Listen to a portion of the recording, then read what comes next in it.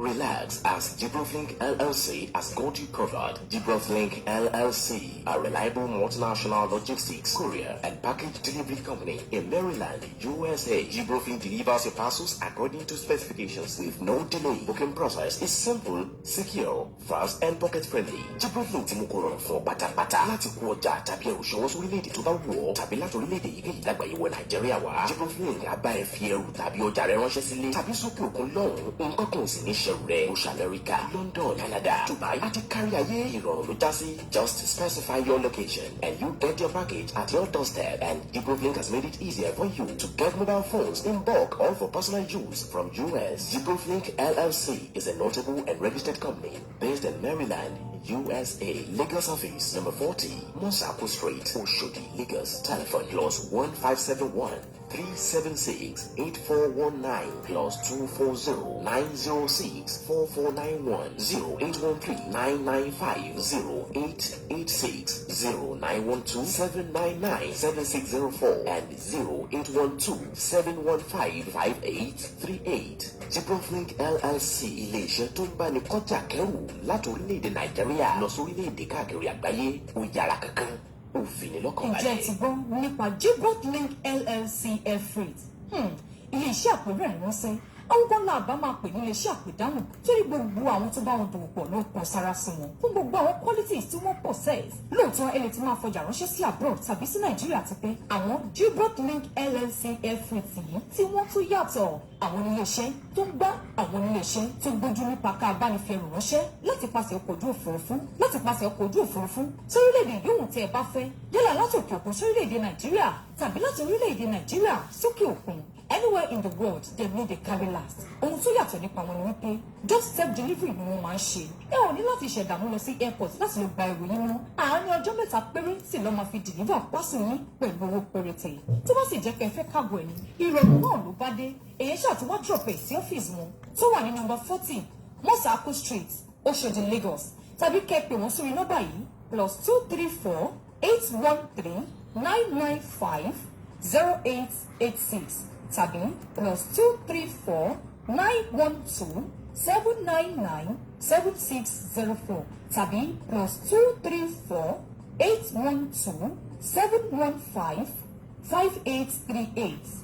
Ẹ sì rí pé international number wọn +1 571 376 8419 tàbí +1 240 906 4491. Ṣé tí wọ́n rí àwọn tó bá jẹ́ pé Maryland pick-up wọn ti wọn ìyẹn tó lè ju àwọn doorstep lọ síbẹ̀síbẹ̀ owó gbogbo ẹ̀ pátá ló cheap. Gibralink LLC Air Freight wọ́n tún ti mú rọrùn débi pé wọ́n máa notify yín tí wọ́n bá pàkọjá yín tán àti ìgbà tó máa land bóyá èyí tí wọ́n fẹ́ máa ṣe fún business abẹ́ tí ń ṣe tẹ́lẹ̀ tàbí ẹ fẹ́ lò fún personal use bó sì jẹ́ pé ẹ fẹ́ ra àwọn laptop tó jẹ́ ojúlówó ni ẹ má mi kàn ẹ kàn sí Gibralink LLC Air Freight yìí wọ́n máa bá yín ra fóònù láti US wọ́n fi ránṣẹ́ sí Nàìjíríà tàbí orílẹ̀-èdè yòówù tẹ́ bá wà ẹ ò ní láti ṣẹ̀dààmú lọ sí airport tàbí travel abroad mọ́ wọ́n bá yín fi ránṣẹ́ pẹ̀lú owó péréte tẹ́ inú àti máa jèrè gọ́bọ́í. Àwọn iPhone àti Samsung nìkan làwọn fóònù tí wọ́n deal pẹ̀lú tí wọ́n sì fún yín ní 2 years warranty láàrin ọjọ́ mẹ́ta péré gbogbo ọjà yín pátá lásìkò yín lára tó bá sì jẹ́ pé fẹ́ ra àwọn imported building materials ní bíi jacuzzi àwọn ilẹ̀kùn akọ́tàmì ní expensive doors àti anything tó ní ṣe pẹ̀lú building àwọn tó jẹ́ imported àti ojúlówó ẹ máa ń kàn Gibralink LLC Air Freight ní kẹ́ẹ̀kan sí gbogbo ẹ̀ pátá ni wọ́n máa bá yín ṣe pẹ̀lú ọ̀nà ìrọ̀rùn tí ò sì ní sí kankan nínú àwọn ọjà yín tó máa meet ẹ pè wọ́n sórí nọ́mbà yìí +234 813 995 0886 tàbí +234 912 799 7604 tàbí +234 812 715 5838. International number one +1 571 376 8419 tàbí +1 240 906 4491 tàbí kẹ́ẹ̀kan sí wọn nílé iṣẹ́ wọn ní number 14 Mosako Street, Oshodi, Lagos. Their workers are ever ready to answer all your questions and attend to you in a polite manner. Gibralink LLC Air Freight. Wọ́n kì í jánu kulẹ̀ rárá, wọ́n wà reliable, wọ́n sì wà trustworthy. abẹ́rẹ́ wọn lókun because they are a registered company. So ẹ ò nílò láti worry nípa ìbáṣepọ̀ wọn pẹ̀lú ìfọkànbalẹ̀ ló bá dé. Hello. Happy New Year, Happy New Year, Happy New Year, Happy New Year, Happy New Year, Happy New Year. Sorry, I didn't take my WhatsApp with me because I don't want to be disturbed. So I just came up on my WhatsApp now. Oh, so many messages. So many messages, so many.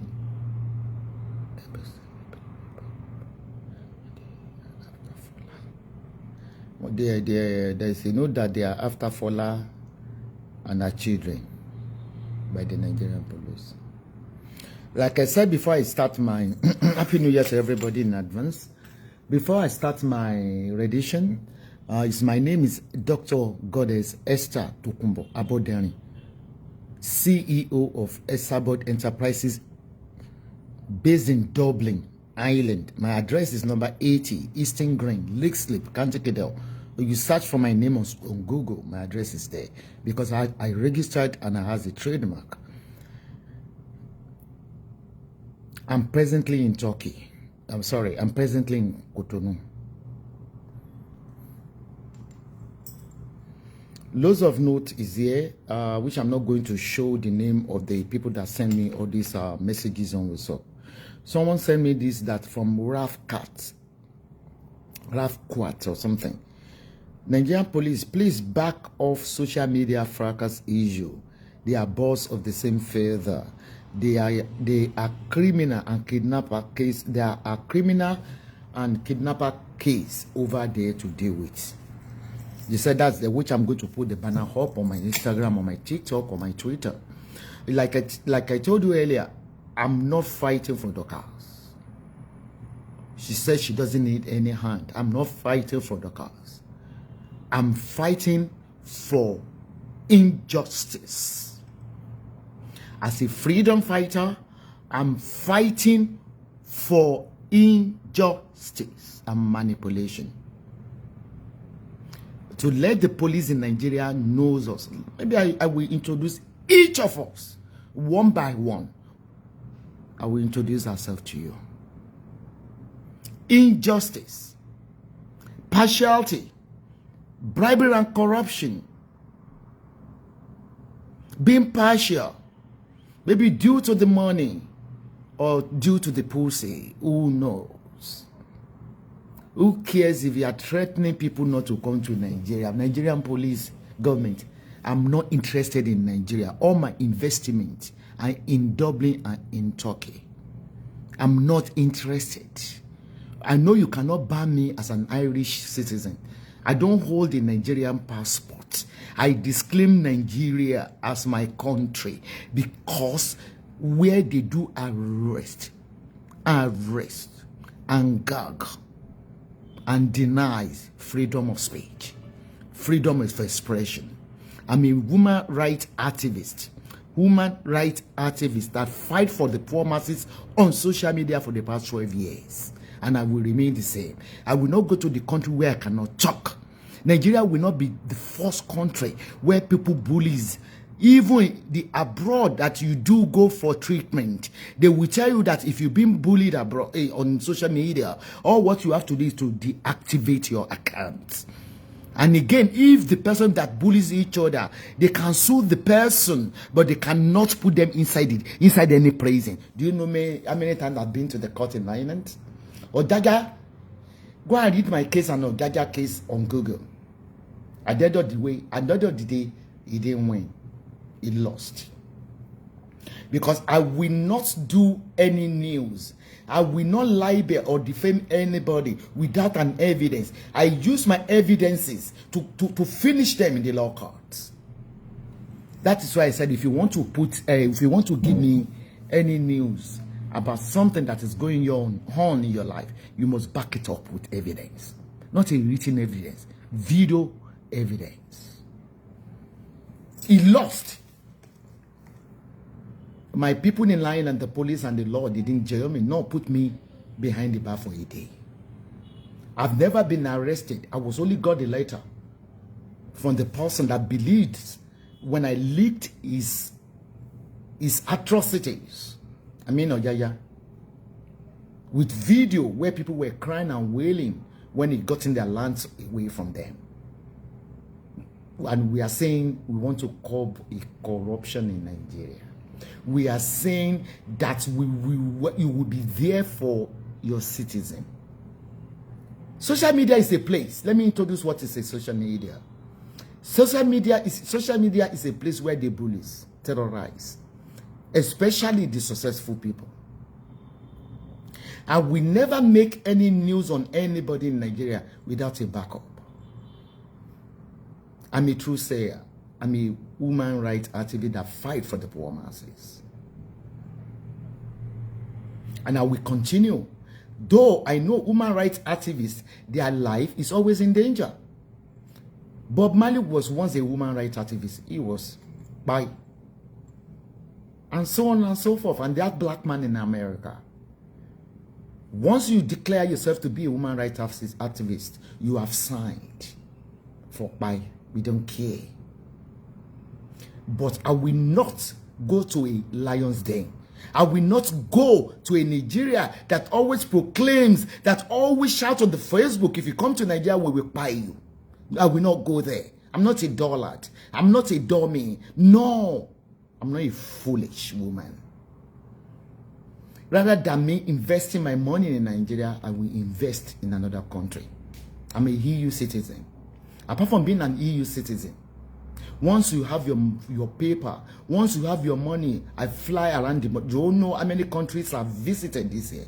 I've been to USA in Houston, Texas. I've been to Dubai. I've been to Turkey more than 10 times. I'm now in Cotonou. I can fly to South Africa. I can fly to any country. If the people in diaspora are not welcome, I think Nigeria is the largest country in the West Africa, where you lack an exposure, where you listen to people that have committed so many crimes, so many atrocities, just because they are bribing you, because they are giving you their pussy to fuck. You will be siding them without investigation. The second time I was taken to the court from a noble woman called Rosola. I won. I will always win. Because you can't just bump into my inbox and tell me, this person has... I will ask for an evidence, concrete evidence. People believe that because I have a little asset in abroad, you think you can sue me and get money off me. I register myself as Esabod. I register my trademark. I register everything about me. I pay tax. I pay tax in Turkey. I pay tax in Dublin. You cannot do me any jack shit. Hold on to your Nigeria. If we have to look around us, let me tell you, tell me the beneficiaries in Nigeria. Tell me the reason why do you want me to come. I'm living a very comfortable life. This is Cotonou. You are the one supplying them with electricity and water. They have it 24 hours without blinking. What do I want to do? You want me to be hawking? You want me to be running around the street looking for a fuel, a petrol or diesel to fuel my generator? Never. My life is an easy life. I work for my money without the support of any government. I work with my money without any support of any dignitaries. None. Any king from Nigeria. I work like a jackal to make myself a woman that made herself. Nobody can bring Esabod down. But let me tell you about the Facebook fracas. All I involve, all these people are giving us what they call it, aggressive challenges. Just because their pages are not popular, I think it's high time they will be making a submission to the CP within. We will not take it from you. We have to take it to the international law. Mind you, I'm not fighting for the cause. That is how I fight the less privileged. You think you can cheat. You think you can humiliate. You think you can bully. It's not possible. The British law will hear this. The international world will hear it, because I will not stop talking. There's nothing you can do for me. All the carcass of the bully. Let me tell you how it started. I started as a speaker in 2011. Doing my own thing. We were only 4 that started with the Nokia phone that we used to download our news on the paper on the Facebook. There was nothing like a Facebook live shots. Doing my own thing peacefully. exposing the corrupt government. I got fame. I got popular in 2014 when I exposed late Ajimobi Isiaka, the governor for your state. All the media houses were shocked. They were flabbergasted that so we can have a woman that act like fella that can face this dirty, corrupt, imbeciles, politicians. In 2015, news of Ajaja started coming in. Bad news, not positive news. I scare no one. I scare no one. I'm untouchable in as much. But if you think you want to repatriate me, write to Irish government. If that is possible, remember, I'm not a terrorist that trying to divide the country. Some people that saying they can repatriate you because you are foolish, you are not illiterate. You are comparing my own case with Nnamdi Kanu. In Nnamdi Kanu, they are terrorizing the government. They want to take over the power. I am a speaker. I am a human rights activist. I speak for the less privileged. And they knew it in Dublin. I have every protection in Dublin. You cannot do me anything. I don't work there illegally. No claiming social welfare benefit. I'm a professional. I'm a professional herbalist in Ireland, and I'm a professional blogger. You can do me anything. You cannot gag me because where I live in abroad since age of 24, I know that they gave us a fundamental human right to speak, freedom of expression. Your people are suffering. We have loads of kidnappers in Nigeria. You have loads of things to sort, to be sorted in Nigeria. Up today, you cannot tell us the outcome of the slaughtered Mohbad case. You see your citizens fighting and bullying each other on social media because of your negligence, the police. Let me tell you a bit antecedent about Speaker Dorcas. I call her before my Sabbath daughter. We do fight a lot. We fight a lot. Because she is giddy, not greedy. Giddy. And don't like giddy. I've been warning her, what does she want in Nigeria? Nigeria is the place. Dorcas we know in Nigeria within a year is different from people that resides in Nigeria. That is the power you want to use. You wanted to use on that little girl. Mind you, again, I'm correcting you. I'm telling you, I'm not fighting for her. She told me, she warned me 3 weeks ago that I should back off her. I'm fighting for my whole movement as a woman rights activist. Benjamin Udin, tell me who is a mad person that fights him or herself. To every action, have you ever heard of reaction? Unfortunately, I've blocked so many of their pages. Since 2011, my radiation on social media is all about government. For a fairly treatment. Fairly, I didn't say all treatment. Fairly treatment for the poor masses. Unfortunately, it's the poor masses that you are sending to vandalize my properties in Dublin. That was then. If you try any bullshit, let me show you my house from Cotonou. The police in Ireland, after they studied that I'm a celebrity, I'm a woman rights activist, with all the petitions submitted to them, Esabod is a Boko Haram, Esabod is a Guinea, they came to realize that they are all miscreants. They are all malicious communications. And they gave me total protection. I have apart from having a CCTV camera, I have a monitoring alarm that is connected to the security and the police. If anything, the last time you sent people to come and bomb my house, they were caught and they were jailed. They came to my house to do a forensic. It's on YouTube. If you want me to play it, where you see them doing the forensic there. I'm a test. I'm a star. I contributed to the tax. I pay my tax. I don't rely on the government to feed me.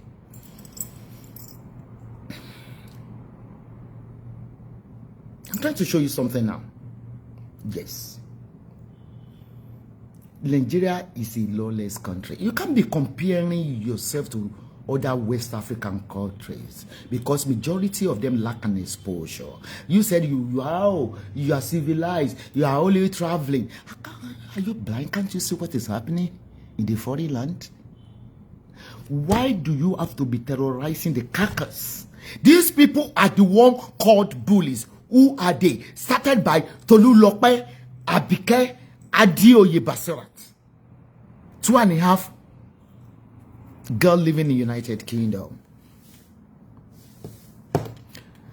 Due to New Year, after New Year on the 2nd, I'm going to bring all evidences, voice notes from their group that was leaked out. How they plan to kill, how they plan to assassinate. Remember, this girl, she's in Nigeria, she's not British citizen. Why you didn't sue her to the court?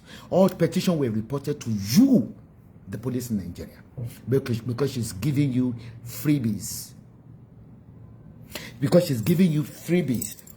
Fucking the kings, fucking the police. To hell with all of you. No one can gag me. I will never fall into your trap.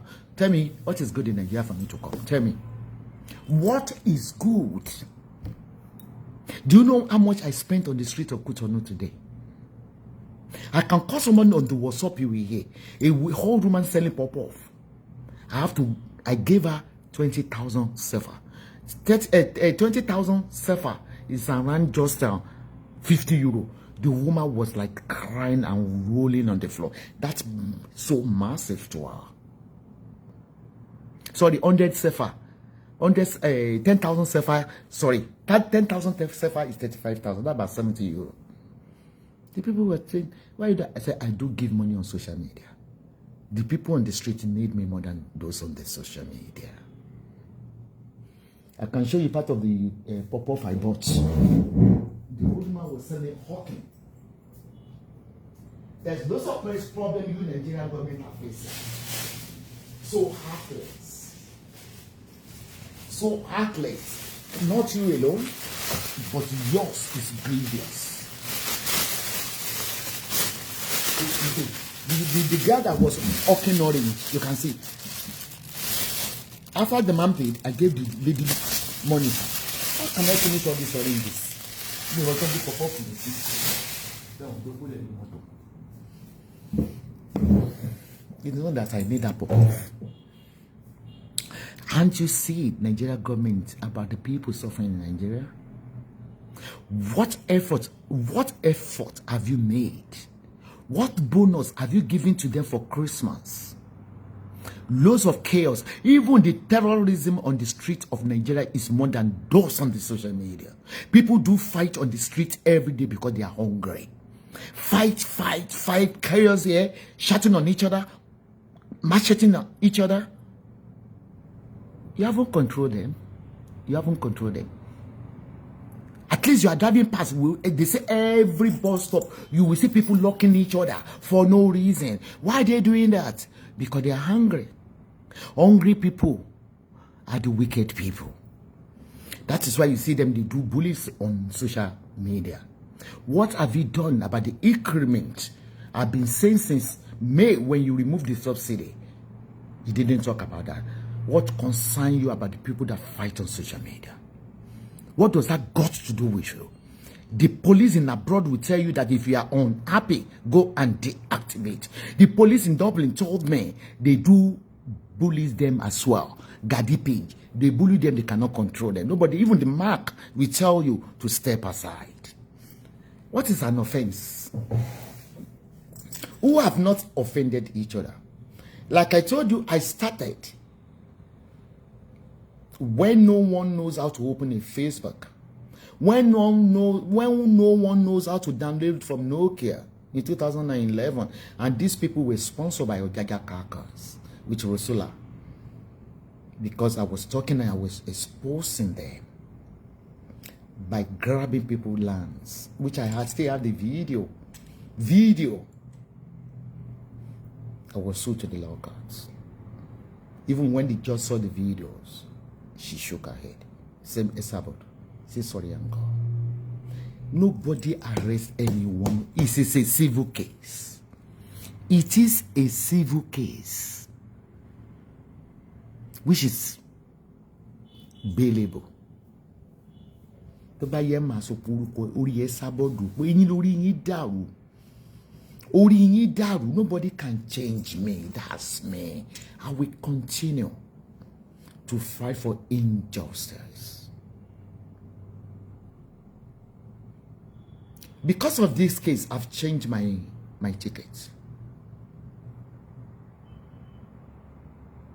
I need to communicate because there's a body, human rights activists, branch in Dublin that fight in the international courts. Because this girl, she's a British. Do you want to tell me the cat fought for herself? Or is she fighting herself? Is she fighting the hair? Is she soliloquizing and fighting herself? What causes the fight?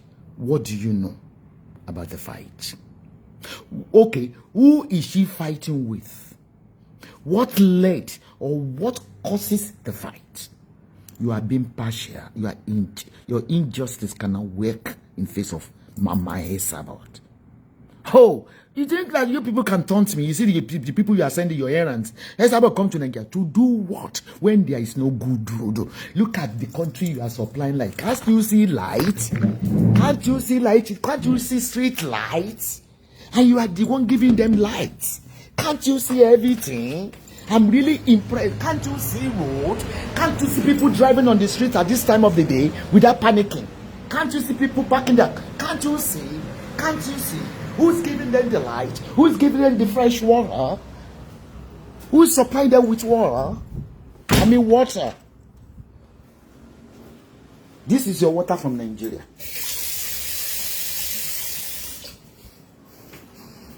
Who even now, I don't know who's going to arrest the government of Nigeria now because of this maltreatment. Pẹ̀lú maltreatment ìtẹ́ fún wọn tá la fẹ́ fẹjọ́ tẹ̀yìn sùn. Pé ẹ̀ ń fún àwọn African countries ní náà kì í bí ní gẹ̀ fún Togo. Ẹ̀yin lè ń fà bí gan-an ṣe rí náà. Ẹ̀yin lè ń fún wọn. Owó tẹ́ fi ń taná fún wọn bolo wà. Ṣé ẹ fún àwọn ọmọ tí yín gangan níná? Bully lẹ́yìn náà. Yé bully. Bully arresting bullies. Am I making sense here? So, people are patronizing Nigeria because of what? Because of we have full irrigation in Nigeria. We are blessed with water. We are blessed with rivers. At the end of the day, what do you do? What do you do for us? Tell me. What do you do for us? Nothing. I don't know what you do for us. Look at the light. Light is there fún wọn ní Kútọ̀nù gẹ wo bó ṣe bright. Kò má bá rẹ́gí, kò má bá fridge gẹ. Kò má bá fridge gẹ. Iná tẹ́ fún wọn mà ní ẹ wo bó ṣe mọ́lẹ̀. Màá ojú kan fi kan ti kan lẹ̀ mọ́ fún wọn Nàìjíríà. Ẹ jọ̀ọ́, under what can we tell the government? Look at the fridge. Ẹ wo blọ́ọ̀kì, ṣé rí gbogbo ẹ̀. Iná wọn ò mà ṣẹ́jú. Iná tó máa wà ní tàmánì yìí ẹ wò láti rí rẹ̀. Full light money. Àtìgbà tí mo ti débí kò máa blinky. Ẹ mọ̀ ń gbowó lórí iná every day. Àbí ẹni tó wà ń di oṣẹ́ tí rí. Àwọn tó wà ń di òru mọ̀ róró jọ. Ẹ jọ̀ọ́ ta la fẹ́ fẹ́ jẹ́ ẹ̀yìn sùn. Ẹni tó ń fi ìyà jẹ ọkùnrin, òun fi ìyà jẹ obìnrin, wọ́n dé public hospital. Wọ́n fi torchlight ṣe operation. Èyí dẹ̀ ń taná fún Togo ẹ̀ ń ta Fabija. Ẹ̀ ń ta omi fún omi wọn lọ́fọ̀ èdè. Bọ́ọ̀lù kọ́ lélẹ̀. This is not a borehole.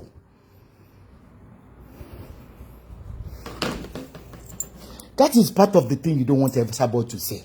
Emma, try you.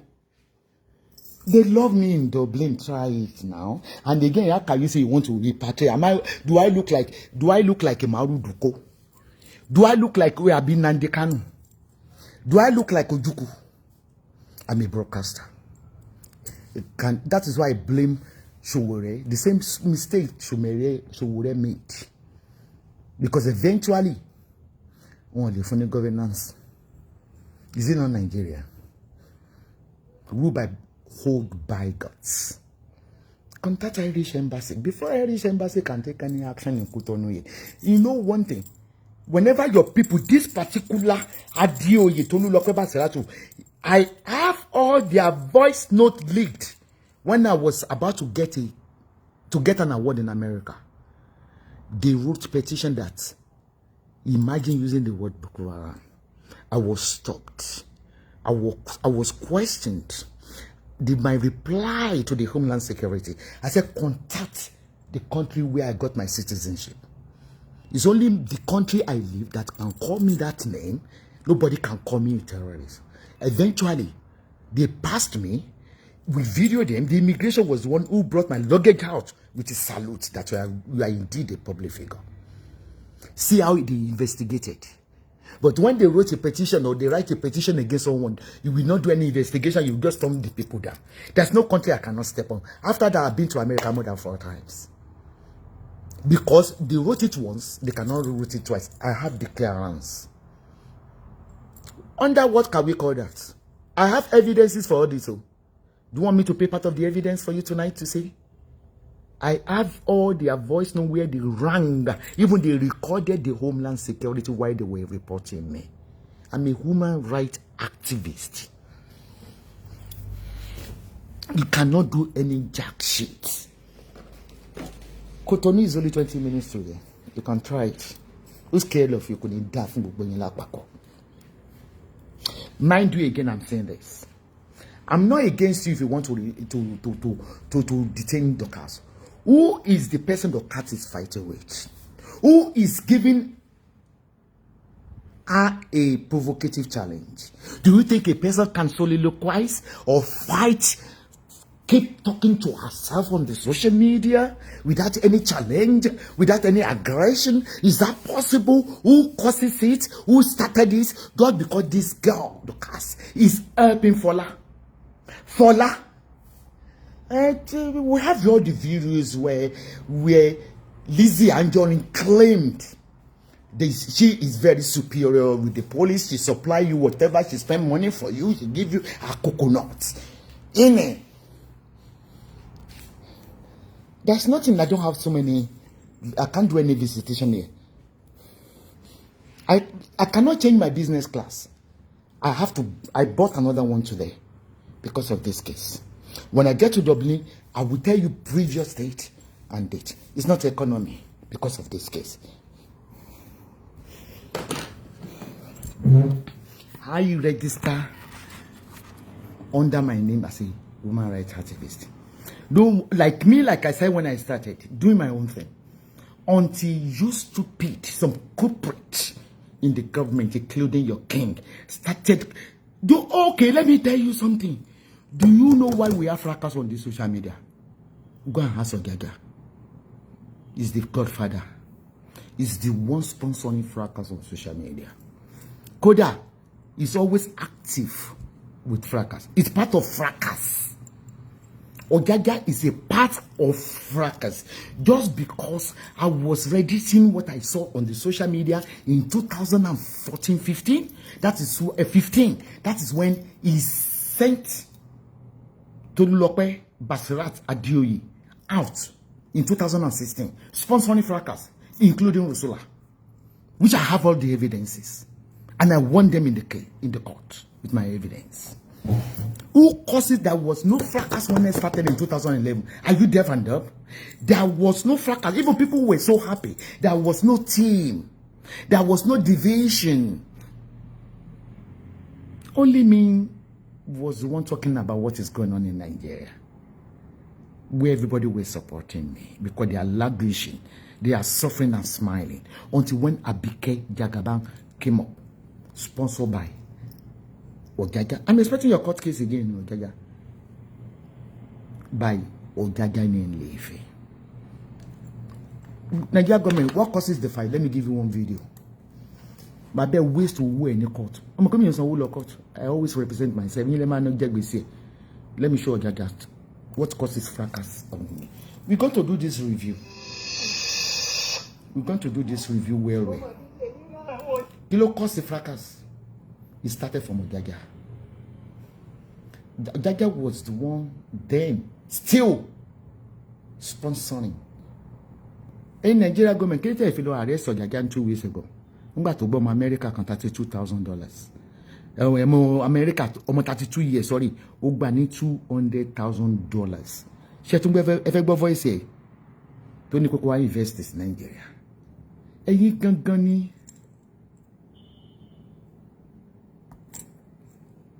tí ó bá sábà mi bẹ̀ wàhálà tí wọ́n ní.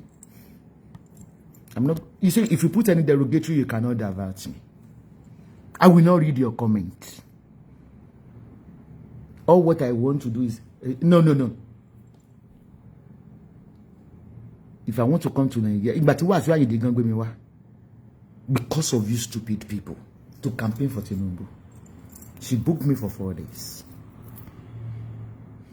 That is was where Dorcas made a mistake. I was kneeling down for hand and rat. With a block in my worry.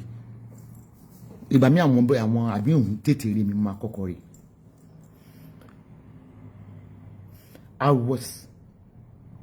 Let me tell you why fracas started from Ojaja. He brought Abike. Abike claimed, go on YouTube, go on the news, claimed that they are married because of Esabod. I'm unshakable.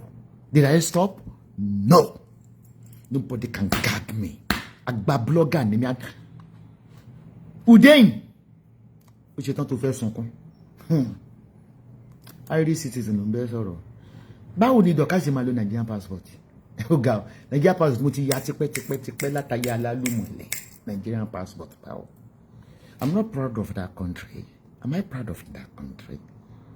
I'm Irish citizen and I'm a resident in Turkey. You want to see my card for Turkey as well? Orí yín dà o. Wọ́n love mi ń bẹ bàgẹ́ nílùú lílù. Fracas ìbẹ̀rẹ̀. Mi ò ní rival.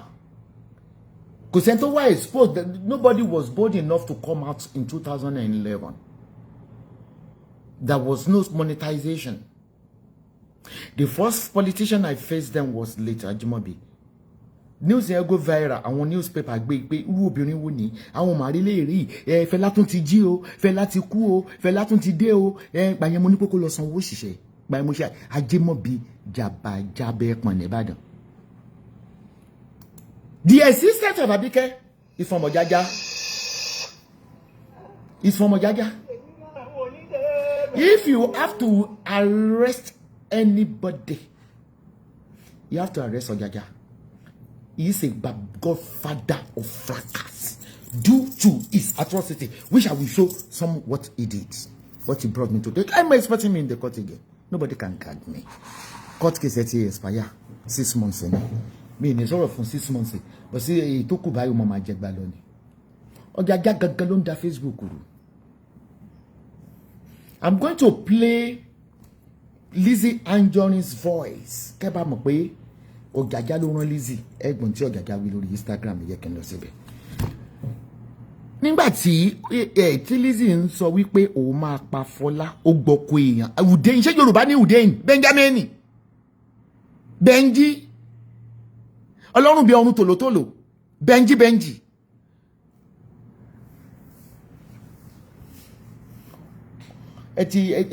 Ó mọ̀ bí Ọlọ́run ṣe disgrace Abakiyari, former boyfriend Lizzie. Bọ́lá ó ṣe mọ̀ disgrace yìí náà. Mo orí tán ti Abakiyari mọ́lé. Àìṣòtítọ́ ẹ̀ṣẹ̀ ni. Àìṣòtítọ́ ta ni wọ́n ń bá jà? Kí ló fa fracas? Ẹ̀yin ò ṣe investigation yín. Ẹ jẹ́ kí n mọ̀ template yín. Investigation wo lẹ ṣe? Ṣé yẹn ń bá rẹ̀ ẹ̀gá ni? The most sneaky person on social media is Abike. She has loads of fake profile. Oh, we know each other's writing. You get lots of things. You am writing, Mamona. Oloma instigate a fight. Oh, one bill. Ṣé mo pa Abike yẹn? Udein. Ṣọgbà Yorùbá bó gbọ́ bó bá gbọ́ lọ gba interpreter. Òyìnbó ń fọ́ mi lórí. Òyìnbó ó ń fọ́ mi lórí. Èyí tí mo sọ síwájú mo bọ́rò rẹ̀ ni. Ẹ rí pé ìbọn pọ̀ ńbẹ̀. Torúkọ lé bàbá mi ló ń yọ mí lẹ́nu Abọ́dẹrìn. Ọdẹ ni mo bá rìn. Ìbọn la sì ń ta. Ẹ bá mi wá interpreter kó agbọ̀n tí wọ́n máa play video tó fa fracas lórí social media. Ìjẹ́ ẹ̀fà so olórí burúkú yín ẹ̀ ń wo fracas ǹjẹ́ ìbéèrè tó fa fracas lórí social media. Started by the team called Aye Team. They are devilish. I have loads of their voice notes. Tomorrow, they are coming to pick me every day because those of their secret occultic which I will play one or two for you tonight. Because they sent them out wípé ìyàwó kan bẹ lórí social media ó máa ń sọ̀rọ̀ ọba ó ń sọ̀rọ̀ ìjòyè ó ń sọ̀rọ̀ ìjòyè ẹ̀dá kan ọba mélòó mo mú. Gbogbo bẹ́ẹ̀ ṣe ń bú Elégùṣì tó mi ò lè ṣiṣẹ́ wọ́n mú ẹjọ́ Elégùṣì wá but mi ò rí evidence. Mo gbọ́dọ̀ ní evidence. Ẹ mọ̀ ní mo fi gbọ́dọ̀ ní evidence. Wàláhì yìí ń lè ta property mi. Kódà ṣẹ́rí 80,000 euro Mercedes Benz mi ní ìta fún kankan náà yín. That is approximately 90 million cat mo gbóngbóng Dublin. Torí pé mo máa méjọ pé iṣẹ́ tí ò bá lẹ́ evidence mi ní gbà. Pẹ̀jẹ̀ mọ gbogbo tí Ọ̀jájá ń ṣe. Ọ̀jájá gangan ló ń sponsor fracas. Ọ̀jájá ló ń rán pé kó lọ máa fọ́lé. Gbogbo ẹ̀mú sọ́n court náà. Is the one working underneath. Torí mi máa ń leak ẹ̀. Ìtí mo dẹ̀ ṣe leak ẹ̀ gbogbo àwọn fídíò sì pọ̀ o. Ẹ̀rìn tó ṣe nílé Ifẹ̀. Fídíò lélẹ̀ táwọn aráàlú tó sẹ́ndì sí mi. Ta ló bẹ̀rù yín? A máa ní come to Nigeria. Tí n bá come to Nigeria, èmi ò kọ̀ bí Dọ̀kásì. Èmi ò ní gbéraga bí Dọ̀kásì. Ó fi àfojúdi ó fi ba yí àìdẹ̀. Ṣé ó yẹ kó lọ kọ́lé sí Nigeria? Tó mọ̀ kó lọ́ta. Ṣé ó yẹ kó lọ? And I warned her several times. Wọ́n lé mi ń jẹ́ lọ sí rẹ̀. Yẹ lọ sí mi ò fi donate iṣẹ́ tí mo kọ́kọ́ ṣe ní 2014 ni. Ìdẹ́yìn. Mo fẹ́ kó gbọ́. Ajímọ̀bí ti bàbá gàngẹ́ o. 2014 nìyí o. Kò sí ní tó já àwọn haters o.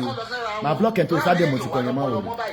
Bọ̀dá sí àkà nígbà tó fẹ́ ta skul ní Ìbàdàn. Kálẹ̀ jíròrò pẹ̀lú ẹ̀.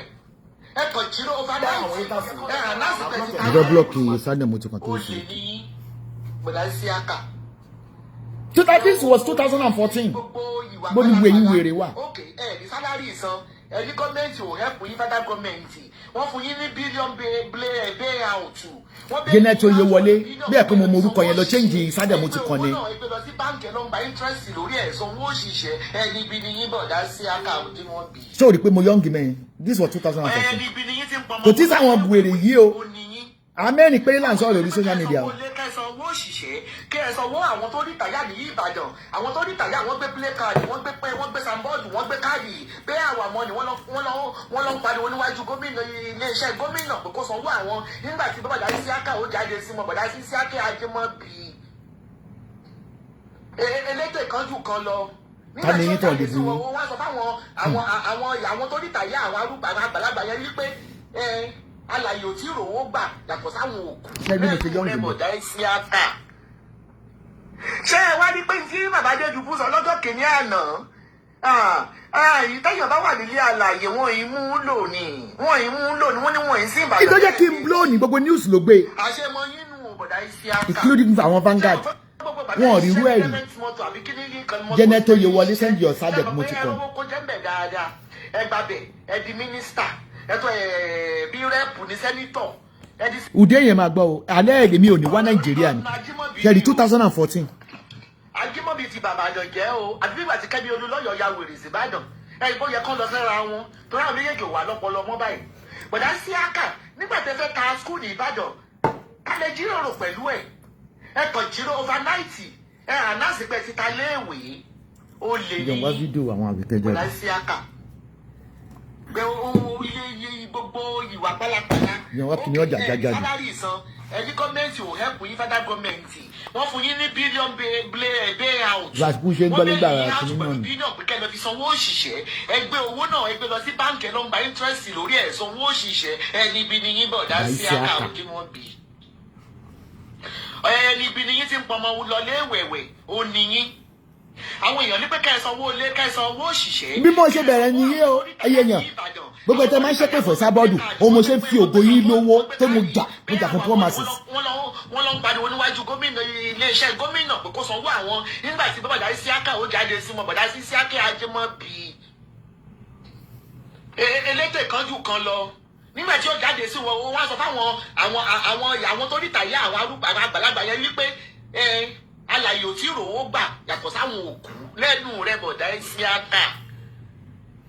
Ṣé ẹ wá rí pé tí bàbá Adédùbú sọ lọ́jọ́ kìíní àná ìtẹ́yọ̀ bá wà nílé àlàyé wọn ìmú lò ní wọ́n ní wọ́n sí Ìbàdàn lẹ́ẹ̀mejì. ta ni gbogbo ẹ̀yin speakers yẹn wà ní 2014. àṣẹ wọn nínú bọ̀dá Isiaka ṣé mo pé gbogbo bàtà ìṣiṣẹ́ ní levent motor àbí kí ní kan motor sí tẹ́tí ìṣiṣẹ́ ṣé mo pé ẹ̀rọ owó kó jẹ́ ń bẹ̀ dáadáa ẹ gbàbẹ̀ ẹ di mínísítà ẹ tó bí rẹ́pù ní sẹ́nítọ̀ ẹ di sínítọ̀ ẹ tó rówó kó jẹ́ ń bẹ̀ dáadáa tó di gọ́vnọ̀ kìíní ṣé ẹjọ́ tẹ̀ yẹ kẹ́ ẹ̀yìn tẹ̀ ṣe ẹ̀wà repeat class as a governor ṣó yẹ kẹ́ tún kó kẹ́ mọ́ ní salary san àti ẹ̀gbọ́n àwọn tuntun tó débẹ̀ tí wọ́n mọ̀ bí ibi tó ṣe dé tí wọ́n mọ̀ bí tó ti máa bẹ̀rẹ̀ ẹ̀yìn ẹ̀ka kíláàsì 4 form 4 tán ẹ tún repeat form 4 yẹn náà mọ̀ bẹ́ẹ̀ ṣe máa ṣe òpònú ní bọ̀dá Isiaka ṣẹlẹ́sọ funfun tí wọ́n ní kẹ́ máa wá bàtà funfun tó ní kẹ́ máa wọ̀ yẹn ayé òde kò sí tó bá ya tẹ́ẹ̀nì níyì lọ́wọ́ ara ya àwọn ọwọ́ ara lé wọ́n sì tún náà lágídí ṣẹ́yìn gẹ́ bí ìgè tó lè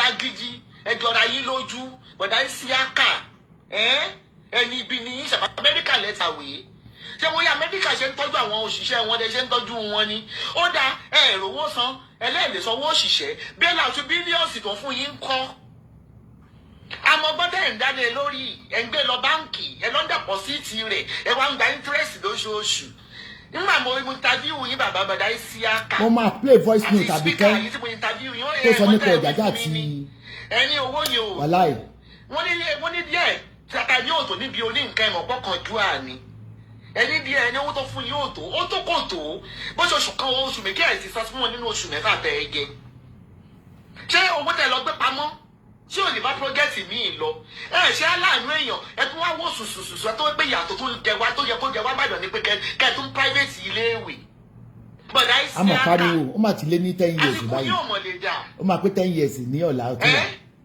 ìtẹ ayé jẹ́ ń sọ fún yín o ìrànjú ìròyìn kò lè gẹ́ ń bá dàn mọ́. kò sì gèmí gẹ mọ́ ó jẹ́ tó wà lára àwọn tó kà bí yìí pé kábà àṣà àìsí Ìbàdàn lẹ́ẹ̀mejì kábà jẹ́. lẹ́yìn ní Mákindé wọ́n ń yẹ̀ dáadáa fún mi láti jọ yìí wọ́n ní bó ṣe ṣe títí sókà. gàbàgẹ́bẹ̀ ẹ̀kan yín ó dàgbàdà gbolẹ̀ o kó ń le bàbá òfò ẹ lọ gbàgbé ìwé padà wá àwọn tẹ́ ẹ tà fún ókè owó tẹ́ ẹ gbà má tẹ́ ẹ tà ẹ fi sanwó òṣìṣẹ́ kò wá tán owó tẹ́ ẹ gbà tẹ́ ẹ fi tà ẹ fi mọ́ bẹ́ẹ̀ la òtún kẹ́ ẹ lọ sanwó òṣìṣẹ́ ó wá ń kó àwọn ẹbí rẹ òun fi wọ́n ṣe chairman local government múgbà mo tún interview yín o bọ̀dá Isiaka irunmú jẹ jókí ǹjẹ́ ìwí fún mi ni wípé ẹni àwọn òṣìṣẹ́ ìjọba àwọn ni wọ́n ń kówó jẹ kì í ṣàwọn olóṣèlú àbí báwọn bá nǹkan lẹ wí ìgòlójú ọmọ ọ̀daràn bẹ́ẹ̀ sì kúlù lójú ọmọ jáwójáwó ẹni àwọn òṣìṣẹ́ ìjọba ló ń kówó jẹ pé kì í ṣòṣèlú mo sì bí pé lọ́nà wo ẹni pé ṣé mo mọ̀ pé gbogbo àwọn gọ́ọ̀mẹ̀ntì àwọn òṣìṣẹ́ náà ìjọba àwọn náà òṣìṣẹ́ jáde tó ń gbéṣẹ́ jáde táwọn olóṣèlú wọn á gbowó ní fúrọ́ǹtì pé wọn á gbowó síwájú kan tó ṣiṣẹ́ wọn lẹ̀ ní ṣiṣẹ́ yẹn nǹkan yẹn nọ́mbà 1 ẹ tún fún mi ní ẹ̀skíùsì kan ẹni ẹ̀ ń tra ìnìbàdàn ẹni Ládọjà ní bàbàdàn jẹ́ mo ní kí ọ̀nà wo ní Ládọjà fi orí mi ò tí ọ̀rọ̀ Nàìjíríà jẹ́ kó rí mi pa o ẹ̀rí wọn mi bó ṣe fúlù mbẹ́. ẹnu yóò bá kájú ẹ̀ gbọ́dọ̀ resign ni mo lọ́nà wo ní Ládọjà fi ń bàdàn jẹ́ ẹni tẹ́ ẹ bá ṣe títì lẹ́nìí Ládọjà ó ní káwọn tọ́ọ̀gì kan lọ gbẹ́ ihò síbẹ̀ ẹni Ládọjà ó ní tírọ́ọ̀kì kan tó ń kó ilẹ̀ dà sí tẹ́ ẹ bá ti lọ kí ilẹ̀ Ládọjà a máa pariwo yín fún international world UN United Nations bá wa dá sí. ẹ ṣe pé ẹnu yóò kálù dẹ̀ ẹ̀ ń rúlù ìlú ṣé àsòrí ẹyẹ freedom fighter ni. kí ni ẹ gbọ́dọ̀ àdásà àwọn tọ́ọ̀gì tani wọ́n lọ ń dalẹ̀ bẹ́ẹ̀. nígbà mo ní pẹ́ṣẹ́ ẹ̀ lè gbé Ládọjà ní ẹ sì sọ fún mi pé ẹ̀ lè gbé torí kì í ṣe òun lè ka mọ́ bẹ́ẹ̀ àwọn tọ́ọ̀gì rẹ̀ ní í ṣe. nígbà táwọn tọ́ọ̀gì rẹ̀ ń ṣe ṣọ́ wọ́n yọ ìbọn sí ẹ̀gbẹ́ títí pé ẹ̀ lè àrẹ́sì wọn. ẹnu yóò kálù ni. ẹnu yóò kálù gbogbo yín ìwé rẹ̀. tẹ́nà yẹn tó ń lò lọ́wọ́ ní ìṣòwò akówó jẹ ni wọ́n bá yé jẹ ni o ti fẹ́ sọ tẹ́nà tó wà yìí o ti fẹ́ sọ di ọ̀gá ọgọ́ta. nígbà tàbí àkùn ṣáṣìírí ẹ̀ ò tẹ̀lé àdúró ilé tó kọ́ tó gbà ó gbà títí ó gba sẹkítẹ́rìàtì. àwọn òṣìṣẹ́ ìjọba ń gba bíráìbù bó ṣe mí náà mò ń ṣiṣẹ́ ní ń gba bíráìbù bóò ní ṣe bọ́ ẹbí bóò ní ṣe bọ́ ọmọ 80,000 naira òun gan kò tó mi 8,000 naira wọ́n sọ fún mi tó sanwó fún mi ká kúrú fún yín bọ̀dá Isiaka ó tó mi bí lọ́mọ o. Kakuru fún yín gàbàjẹ́ bẹ́ẹ̀ mọ́ play some of the atrocity tonight. ẹ̀ńdójú ti wà ní orí Ìbàdàn yàyà ìyẹn tẹ̀síwájú ọbẹ̀ bọ̀dá Isiaka ṣé ojú òsì ẹ̀ tì yín ni ọ̀rọ̀ lórí gọ́dúnà Ajímọ̀bí ni o. ok ó ti parí síbẹ̀ yìí. Ajímọ̀bí ti bàbá àjọjẹ́ o àbí ìgbà tí kẹ́bí. Udeyin mi rò pé ó ti gba iṣẹ́ ọlọ́pàá tèmi ti ń sọ̀rọ̀. I'm a veteran speaker and a veteran blogger. Google Esabod, you will see my address there. I want to go. You know, repatriate báwo ẹ̀ ń ṣe èrè ní ẹ̀yà òrè ni. Nígbà tí ìlú tí mo wà gan-an yóò ga o. Kí ni ẹ̀ṣẹ̀ ọmọ yẹn? Mo ní mo fẹ́ fi hàn yín one lane because of the time. Don't know what to do. After New Year, we continue. After on the 1st, we continue. Who started fracas on social media? Why fracas started on social media? Just because I was nearly all the police. Shall we you tell the video me? Tell one baby, you know, inbox me or retrieve striking. YouTube me all lot, you know, lot of gigantic about YouTube. You know, oh, the kubo bashi, lo money backup. YouTube poor repete. So yeah. Ebi o de fowó YouTube jẹ́ o sìgá mo fi ń rà gbogbo lẹ́tà yín ni tí gbogbo yín ń kọ mo YouTube mo ń clean lọ́wọ́ mo ṣe má kó lórí YouTube mo máa lọ Instagram from Instagram Tik Tok gbogbo yín ẹ lọ lórúkọ fádà yín ṣé ti rí wọn mo ní why did you eléyìí gbéṣẹ́ mi tún lọ claim ẹ̀ ó wá ń bẹ̀bẹ̀ ó ní no ma only carry your work this is the email give it to me via YouTube please eléyìí kí lélẹ́yìí kan gbogbo YouTube yín is going down gbogbo ẹni tẹ́ ń gbéṣẹ́ mi pátá lórí YouTube enough is enough mi ò wá ta gúgúrú lórí social media this is a direct email sent today and mama please I beg you forgive me no forgiveness I've been warning you people to back off my work all your YouTube kó o gbé YouTube yẹ kó o jẹ undertone. Kó gbé YouTube mi kó gbé video mi kó gbé picture ẹ̀ sí bí bá pé kíní wallahi ma strike. I will show you my copyright certificate and my trademark certificate. Key voice mi ma I will strike your YouTube. I've been warning you for a year since a year. Mo te bá gbéṣẹ́ mi any derog ẹ fi wọ́n lẹ̀ wọ́n bú mi ńbẹ̀ gbogbo yín ni YouTube yín lọ. Ètè wá ń sunkún torí kì í ṣe méjì mo strike mẹ́ta náà ni. Tó bá ti pé mẹ́ta gbogbo iṣẹ́ mi tó wà mẹ́mú strike lọ pípípípípí ṣe pé ìyá wèrè ni èmi wá ta gúgúrú lórí social media ni mo wà lórí social media bí ẹ̀ mo ti mẹ́kọ̀ owó ìgbà táwa ṣiṣẹ́ lórí social media ní 2011 kò sówó lórí social media gba ọmọ yẹn báwọn gba monetization bó ti ra lémi ní Dublin bó ti ra lémi ní Turkey kì tó mọ̀ nípa monetization mi yẹ̀ṣẹ̀ pọ̀dún méjì ni àwọn mi ti ń gbà fọ́dún mẹ́fà ní ò tètè já sí èmi kàn ṣiṣẹ́ lọ́fẹ̀ẹ́ lọ ni it takes my job tí máa dì pẹ̀lú ọ̀tán gbogbo àwọn tó wá block mi yẹn mo máa ṣe kan lójú yín kẹ́mi kò bẹ́ẹ̀ ṣe block yẹn I can still strike your page. Just leave Esabod. I made it on social media. I came on social media 2011, less 20,000 naira. I can proud in euro with my asset, million. Bring your sue letter. You go sue letter in there. Sherry, go on YouTube. Monkey in the yoko. But my top block mo fi YouTube mi kejì wọlé ṣẹtiri YouTube ṣẹtiri YouTube ẹlọbi ṣẹtiri ẹgẹ báwo ìkẹ lọ yọṣẹ mi copyright ló ti ẹ̀ ń gbé wá fún mi ok kí tó play kí ní ọ̀jàjà mo ní arábìnrin mo fẹ́ play voice note ẹ̀ yìí ó ń ṣiṣẹ́ ọ̀jàjà ń fẹ́ kódà ìyàwó rẹ̀ ní olórí ní ń pè rẹ̀ Faramade olóńrán ló ṣe máa sọ pé òun jà fún ọba Ọ̀jájá kí ni ìjà tó bá jà ní tó bá wà nínú news lèmi máa ń sọ mo máa ń reddit nígbà tí ó dá pepper spray tear gas sí ṣòwò rẹ̀ I came out he doesn't like it àgbà yẹn ló ti kó fracas orí Facebook believing that if these people are attacking me ó mọ iye pages mi tó ti gbé lọ ni tó máa ní mo ní 10 million followers ojú bẹ́ẹ̀ lọ pages mi nǹkan kan ọ̀fẹ́ wọn ń ṣe yín tún ṣe ni wàhálà yìí lọ́bì kankan 100 years àjọ lè pọ̀ lórí social media ni ìrìn lẹ́yìn kankan ní ilé mi ló ṣe jẹ́ pé tí poor masses bá ń ṣépè fún mi ó di dandan kí n lògo wọn mọ́ tèmi. Ṣé gbà tó wá fọ́ mi nílé máa fi díẹ̀ hàn yín lẹ́yìn kó tó pa àwọn ọlọ́pàá wá fún mi ní protection. Kẹ́bà lè mọ̀ pé Ọ̀jájá is the godfather of fracas which must be arrested too. Ẹgbọ́n ilé kí n tó wá lọ plane n tó ṣe gangan fún yín. Àwọn nǹkan tí mo sọ fún ilẹ̀ kan tí mo ní pé mo fà wọ́n díẹ̀ díẹ̀ sílẹ̀ ra conversion nìyẹn o. But Nigeria police, Charity, she's an evil manipulator on social media. She always says that she's fighting for cyberbullying, and which I will play their group voices where they are planning to kidnap and kill. That leaked. No matter plan by leak so don't. You see this girl. But our speakers is speaker you are smart record you only voice on ẹgbọ́n tó sọ nípa Ọ̀jájá. Pé kí n dáhùn láti lè extract àwọn ọkọ̀ bọ́tì mú láti dáhùn kankan sílẹ̀ bẹ́ẹ̀. Ewu ní dáhùn. Kò láìkí alájí yẹn náà. Ẹ rò pé bẹ́ẹ̀ ṣe túwìtì ìṣòwò rẹ̀ àbí ta ni Ọlọ́run. Ìyẹn sọ fún níwájú kábíyèsí ló sọ fún pé kábíyèsí lè fi arábìnrin yìí tó ṣe kọ́kọ́ yìí sí wúmà yẹn nìyẹn ó sọ fún níwájú kábíyèsí bẹ́ẹ̀. Ìyẹn kábíyèsí Ọ̀jájá. Àwọn tí wọ́n wà ń bẹ̀ tán sọ fún mi. Wọ́n kì í gbébi tí lísì sọ pé àwọn ọba máa fáwọn lówó àwọn máa jà.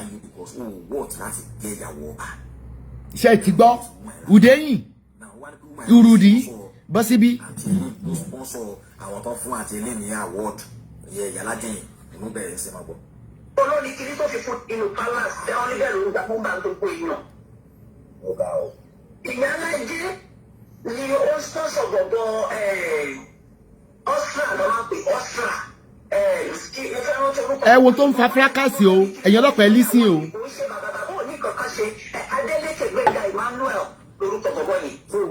I've been narrating it. Bàbá tó ń refer sí is Ọ̀jájá. Ọ̀jájá is the one sending and sleeping with her. She confessed it herself, which we have the video on video, and we saw her a couple of times. She has her own chalet in Ọ̀jájá's palace. She's a Facebook fracas. She started the fracas. She was sent out to be to against me because of my rendition. So anybody, Oba Emmanuel yìí, I think is a press man for Oba. Ó wá fẹ́ fún one nurse from UK. Ó fẹ́ fún ní award. Ẹ gbọ́ bí iṣẹ́ tí Àbíkẹ́ ṣe àtọba. Báwo ni adé kì í jẹ́ jọ? Ní àwọn tó lọ́nà bá tó ń ṣe bí bàbá kò ní ẹni tí ṣe pẹ̀lú wa nífẹ̀ẹ́ rárá. Ṣé gbọ́ pẹ̀lú wa nífẹ̀ẹ́? Ṣé ó ní kò ní ẹni ṣe pẹ̀lú wa nífẹ̀ẹ́? Tó mọ̀ fẹ́ ni wọ́n ní. Àní ẹ jẹ̀bi eléyìí. Last time I check, ó ti ẹ̀tọ́ mọ́ fẹ́ rárá àtọ́ wọ́n sọ yẹn bá. Ó ní kò ní ẹ̀ka ṣe pẹ̀lú àwọn pẹ̀lú wa nífẹ̀ẹ́. Who are you to nífẹ̀ẹ́? Máa fẹ́. Ó ló ń jà fọba Ọ̀jájá. Gbẹ̀ngà ìpínlẹ̀ àwọ̀dù ìbò ń ṣe bàbá ò ní kankan ṣe. Ọ̀gá o. Ìyá Alájẹ ni ó ń sponsor gbọ̀ngàn Ostra lọ́wọ́ pé Ostra. Mo fẹ́ rántí orúkọ bọ̀bọ̀ yẹn gangan lórí kiri tó fi fún ní àwọ̀dù ìbò ń ṣe bàbá ò ní kankan ṣe. Adélékè Gbẹ̀ngà Emmanuel lórúkọ bọ̀bọ̀ yìí. Ṣé òun ló jẹ́ bí PS bàbá àdàlù báwo ni adé kì í jẹ́ jọ? It takes two to tango now. Adélékè Gbẹ̀ngà Emmanuel kò sẹ́ni oúnjẹ oyè ẹ̀sẹ̀. Kò ṣe ó kàn máa ń wá sílẹ̀ ni. Ó ń lo orúkọ bàbá ṣe magazine. Ó ń lo ọ̀gẹ́là bàbá. Ẹni ló fún un ní gbẹ̀mí fún un ní. Òun nìyẹn Adélékè Gbẹ̀ngà Emmanuel yìí. Òun ló fún un ní àwọ̀dì yẹn. Òun ló ní àwọ̀dì Alájẹ ló ń sponsor pọ̀bọ̀ yìí. So wọ́n kàn máa kò kí n ṣe excellence award rárá. It's just Oòduà recognition award àwọn ọmọ Yorùbá. Èyí lè kàn máa ló ń jáde àwọn èèyàn kiri agbowó lọ́wọ́ wọn bá gbélé wọn lọ́wọ́. It's got nothing to do with baba. Bó ṣe fẹnu tẹ́ńbẹ́lú ẹ̀. Ìgbà tí kí ní City News ìrìn tó fún ẹ ní àwọ̀dù burúkú tí ò ní túmọ̀. Wọ́n fẹnu tẹ́ńbẹ́lú ẹ̀ máa yàn. Yeah, Nigerian police. Hold on. Kí lẹ fẹ́ sọ nípa fídíò Lizzy? I called you a bastard and people don't understand why I called you a bastard. You are a bastard and I'm repeating it. You are a bastard. Mention it to Miss Abraham's name. Because if anybody in that industry could grow fan base Get that here arrested. to attack and In that industry, such person is a bastard and evil. Maybe I should tell you what happened when I travel. In the couple they stop other Nigerians from being a celebrity because when they swipe your card, it will appear that you're an actress or an actor. They will stop you, they will take you into their office. They will ask you, what do you do for a living? Blah, blah, blah, blah. And I asked one of this immigration, I said, why are you doing this to Nigerians? He says, as a matter of fact, we receive a lot of emails from Nigerians that also person is coming, stop him or her. Our people are carrying drugs. Nigerians are carrying drugs. Nigerians are into money laundering. That Nigerian complaints to us that, do you know how many emails we receive from Nigerians every day that we purposely even send some people back? I was shocked. Lára àwọn tẹ́jẹ́ kó dá padà yìí, ẹni tó ta lé tó ta ọ̀rọ̀. Okay, ìwọ́n tí àbọ̀ àbá ní àkọ́kọ́ parí tàbí kẹ́. Mo ní láti change ticket mi because mo láwọn USB tí mo kó ṣe wọn sí. Gbogbo show wọn pátápátá mo máa ń download sínú USB. Mo bẹ̀ ẹ gbọ́ tó pé wọ́n fẹ́ fún yàn lóye ẹgbọ́n tí Àbíkẹ́ ní pé kí òun àtọ̀jà gá ṣe.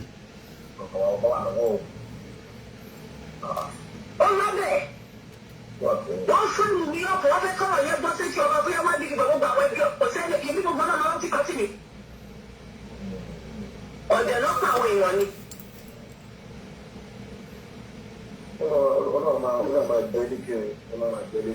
Mo retí yín púpọ̀ ní oṣù ní 2 weeks.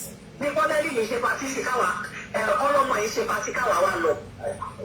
Àbẹ́ bá ní ìkọ̀kọ̀ ṣe tọmọtọmọ tẹ́bí kára ẹ̀ ni. Àwọn ò ní ìbùjú. Àwọn ò ní ìbùjú rárá tó bá gbọ́ pé sọ jíjí godfather kan sì wá sílẹ̀. Níbi tí ojú òsì àwọn òyìnbó yìí dé, Esabod lẹ́yìn táyé bá yọ fún láti wọnú pálásì àwọ̀ ibẹ̀ pálá. Ìyẹn pálásì ni o, only everybody pé wọ́n gbọ́dọ̀ wọ pálásì. Ẹ dẹ̀ pé ẹni yẹn lọ́ba. Mo gbé káwọn náà di àṣàbíkẹ́ ni mouthpiece bàbá, àbọ̀ ọ̀rọ̀ mi ṣe kí lọ jà kó wọ̀nyí.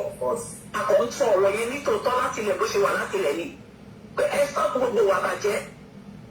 Nígbà tó bá dẹ̀ ti wá ní ìwọ gangan ló ní bàjẹ́. stop ni wọ́n máa tọ́ ẹni tó bá ń sọ pé káwọn stop yẹn náà máa dojú ogun kan wáyé lọ́mọ wá sí oríṣiríṣi. So that àwọn àwa ṣẹ̀ṣẹ̀ wá padà lọ́bẹ̀ pálọ̀ wọlé sẹ́ni yẹn lára.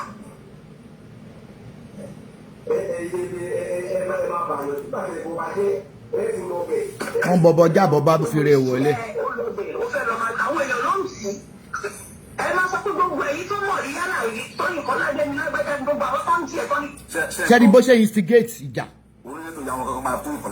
She said a lot about that woman. Ìyẹn kò tó yìí kọ̀ ládé. Mo láti fi ọwọ́ ṣàtúndínlógún ọmọ kọfẹ́ káwọn olúwa ìkan fún bẹ́ẹ̀. Tó máa ti fún yín lógún tó ti fún yín lówó. Òun àti woman yẹn ó ní Àbíkẹ́ ní sí tó pọ̀. Woman yẹn a lot nínú ìdísí wà bóyá wọ́n ti jọ gbàgbà kan kò rí ní o. Bí a tó dúpẹ́ woman sọ pé kí kábíyèsí máa fẹ́ ní o. Ṣẹ̀mọ̀ òun bílẹ̀ pé Gbogbo wa lọ́lọ́pàá máa kó. got a lot of influence ní àfihàn. Ọ̀tẹ̀ lè rí mi mú nẹ́ẹ̀jì Àbíkẹ́ wá lórí mi. Burúkú tó bá kan tó kí ojú ayé lásán ní máa ìdẹ̀fọ́ yìí. Ọlọ́wọ́ tabánà sísẹ̀ fọlọ́jọ́.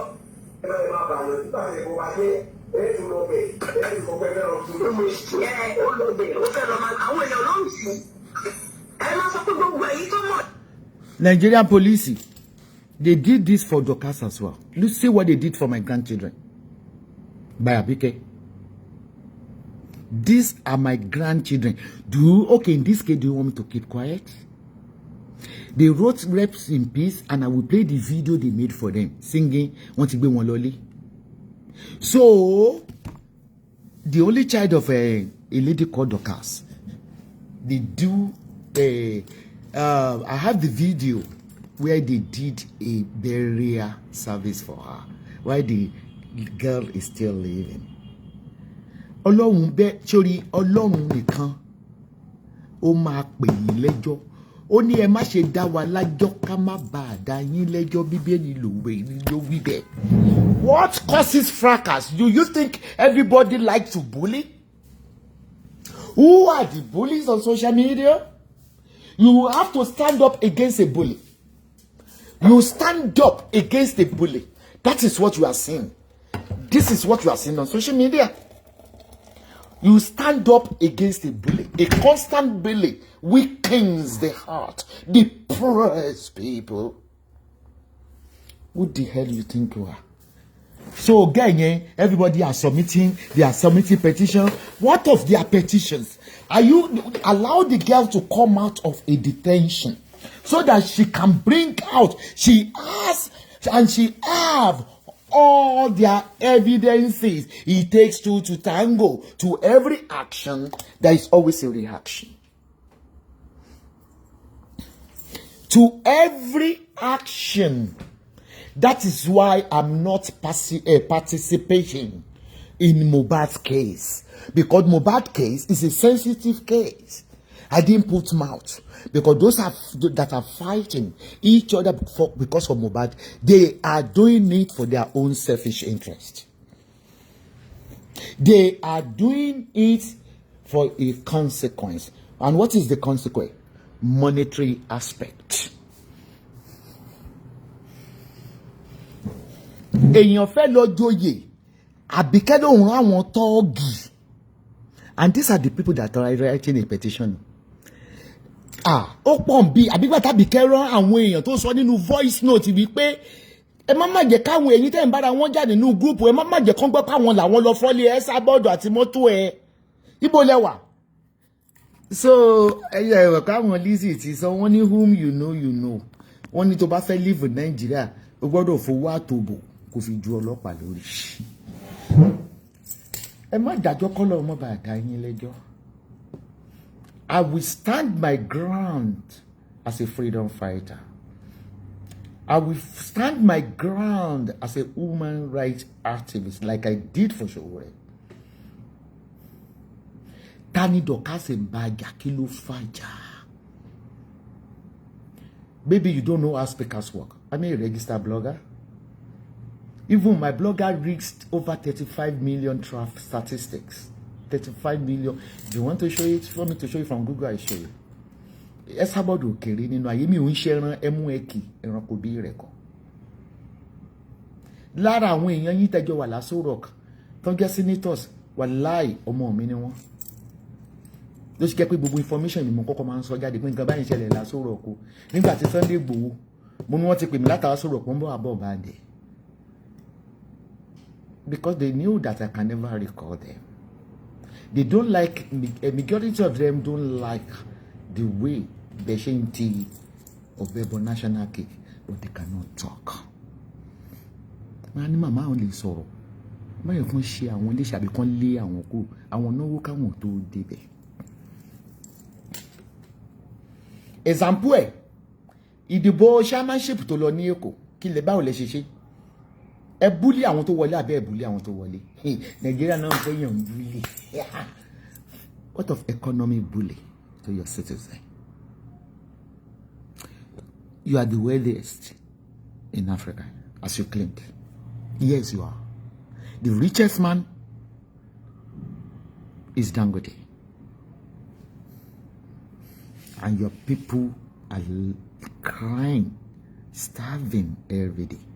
Under what English are we going to put that? Bully. Kokoyin. Oh, back for hospital kokoyin. Oh, ba man wo tese won ba da lórí ọ̀kadà kokoyin. Is emotional bully. Ele gan tún do cyber bully lọ. Ẹ wò dáadáa, this is Esabod. I'm in Kotonu mo wà. Kotonu ni mo wà. Tí ẹ jẹ́ mọ̀ pé ma landing phone tí mo feel. A devisit ma dé sí wa be wa ba mi be. Ma bẹ̀rẹ̀ bo ni mo dé sí. Ibe fẹ́ gbé mi ni. Ẹ lọ sẹ́yìn Irish embassy now. I enter here as an Irish citizen. Do you want me to show you my passport? You cannot do anything. It's smart to do.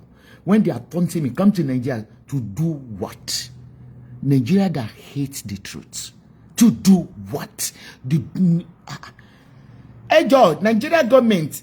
You said they might can play a video like that because you know I've been out since morning. I think the club. I've been out since morning. And at the bus 31st. My spiritual thing to move to Timothy Laura. Aha. màá bá yín ṣa gbogbo fídíò àti voice note nígbà tán fọ́ lé mi sójú yín fọ́ ní Nàìjíríà ṣe àwọn ìṣòro àrà Nàìjíríà ló wá fọ́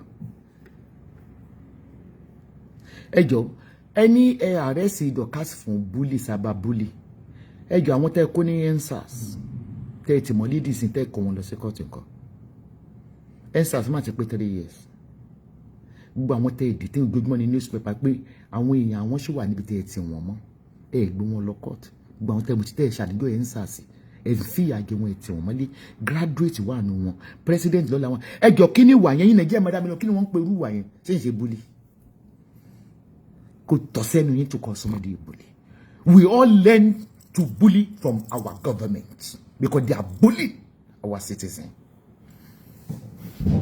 They are bullying us both financially and mentally.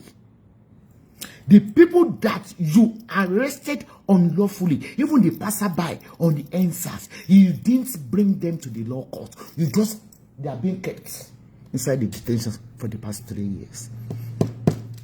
Nigeria. We have to continue writing our own petition to the United Nations. Where's your guilty conscience? Eti pa àwọn tẹ́ máa pa ní ensars, àwọn tẹ́ rí kó kí tẹ́ fi wọ́n lẹ̀ káwọn òbí wọn. Ọmọ ẹni kú sùn lọ ọmọ ẹni run lọ. Ẹ release wọn.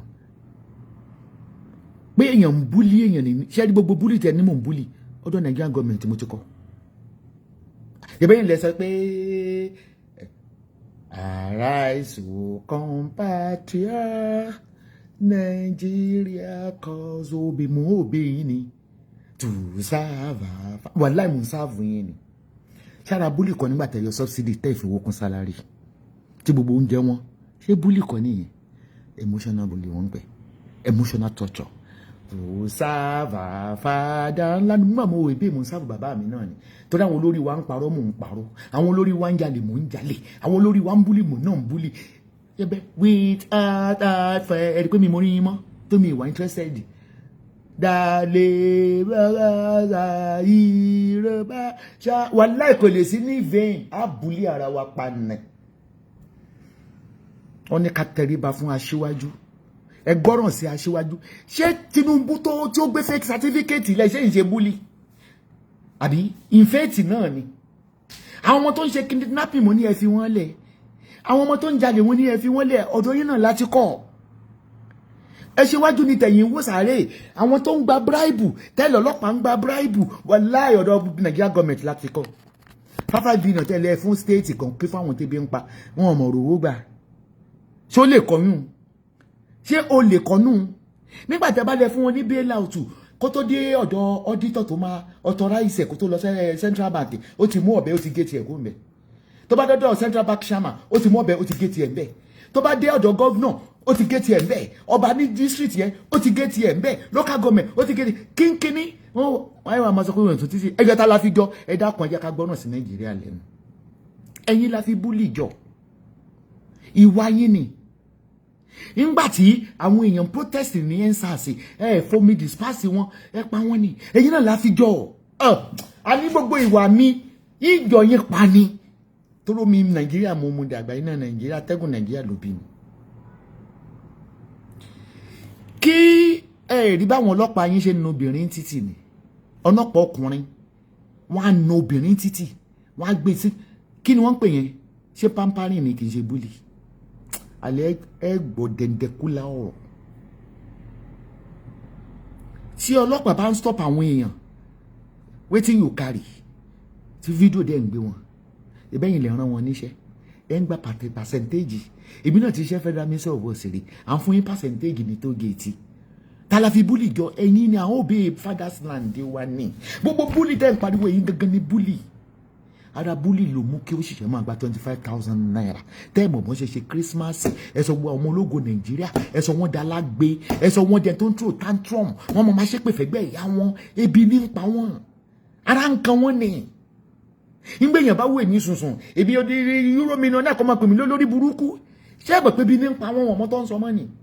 Ẹ ti sọ àwọn ọmọ ológo ẹ ti sọ wọ́n dọmọ ilé kìsà. To bá dórí social media you have 3 children they are starving give them money kí wá ní ká pè yín ìkàlẹ̀ yín ẹ̀yin ṣe bully ilẹ̀ ní pé kán lọ destroy ọ̀kadà lẹ́kọ̀ọ́. Their source of means ọ̀kadà ló kún Kútọ́nù bí. Their source of transportation ọ̀kadà ni. Wọ́n ní kí ló tẹ́ fi ní kán destroy ọ̀kadà ẹni wọ́n fi ń pààyàn ṣó ní mọ́tò ń pààyàn ṣó ní mọ́tò ń jiyàn gbé ibi bọ́ọ̀sì bí a ó ti yín ó jẹ́ ọmọ gírádùétì ó pa sínú bọ́ọ̀sì ẹjọ́ kí ni wọ́n ń pè yẹn ayé yìí ti wọ́ sí ẹgbẹ́ kan mo ní àǹfẹ́lá Fẹ́lá dúró sí Nàìjíríà kálógbọ́n ní London ní ìbá ti mọ́ ìjùkọ́ Dorcas gọ́ ni àìgbọ́ràn ló pa Dorcas. I wonder. Keep away from Nigeria. You have so many haters. And who are the haters? Are the people tormenting you. People that are bullying your child. People that are bullying your... I will tell you the page to be joining me now. Come on, flag. Can you join me lórí Esabod Spiritual Center? Anytime, I will notice can you join me there. I go my play go share one pata. My play go share one pata. Can was who's bully? Mo fẹ́ kẹ́ gbọ́n tí Lizzy sọ mí báyìí kí n play òun nìkan tó ní tí a bá ti ń sọ̀rọ̀ àwọn olóṣèlú tẹ́sàbọ̀dù bá ti ń sọ̀rọ̀ àwọn ọba kí ló lóun mọ̀ ṣe ó ní wọ́n máa gbowó fáwọn again wele. A lot of people don't know. Magnified Esabod. Magnify Esabod.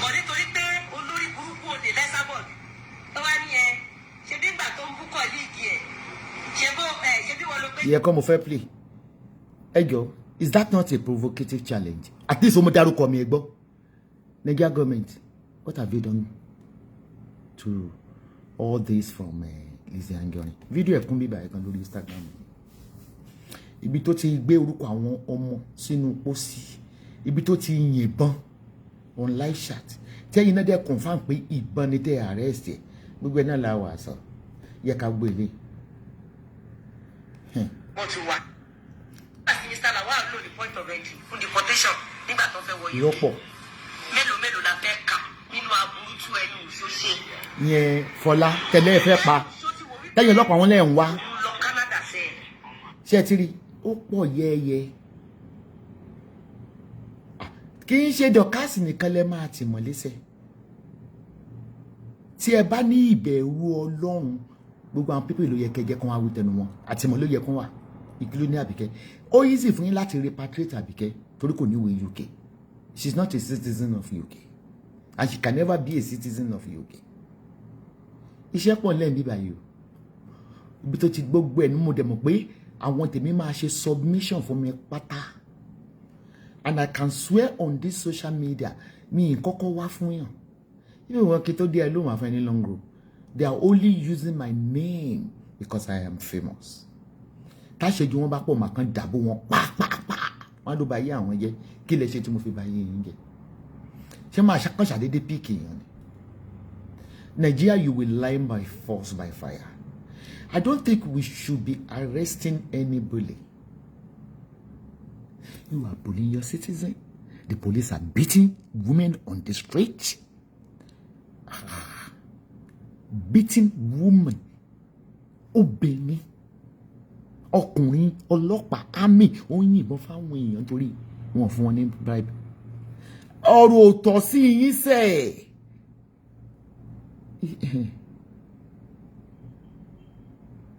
Ọ̀rọ̀ òtọ̀ sí yín. Ṣé mọ̀ pé Lizzy tẹ́ inside bó ṣe contact mi mo máa gbé wá fún yín. Òun ló wá bá mi ní ìmọ̀rí from madam. Pé kọ́ máa bá ń búlì tó yin Abraham ó ń torí kó fẹ́ pa òun òun ló gbére ẹ̀ wá sórí social media èwo lélẹ̀. Sẹ́rí ẹ̀yin tẹ má tẹ̀ ń ṣe kí ni àmìjà yìí. Owó kan ní máa ń tán ṣe. Iṣẹ́ ẹ̀pọ̀ ń bí gan-an. Ṣé pè fún rọ̀tà tiwa èdè kò yẹ ká ló ń jẹjẹ? Kó ṣì lọ. Ẹni ọwọ́ olú. N gbọ́dọ̀ parọ́ fún Ọlọ́run ní o tètè sá fún mi kó tètè mú òwò mi kúrò. Kí wọ́n náà gbogbo ẹ̀. Ọlọ́run orí ìyá àti bàbá ẹ̀ tó máa yú ẹ́ lórí kò tètè rìkọ́ọ̀dù ní ìlú. Ẹ wo gbogbo rọ ó ń fabricate ẹni kò lè evidence o. Tẹ́ bá gbọ́ pé wọ́n ní pé wọ́n ń rojọ́ mọ́yàn láyé tó bá ń rojọ́ mọ́yàn láyé. Nígbà tí kò ti ra So ye iṣẹ́ ẹ̀pọ̀ ń bí o. Iṣẹ́ ẹ̀pọ̀ ń bí báyìí o. Ẹ tiẹ̀ wá gba ẹjọ́ búlí ó dà pé kí n wá rojọ́ fún yín ní ìsìn tó bá bú mi tí n bá bú ẹ búlí làwọn méjèèjì.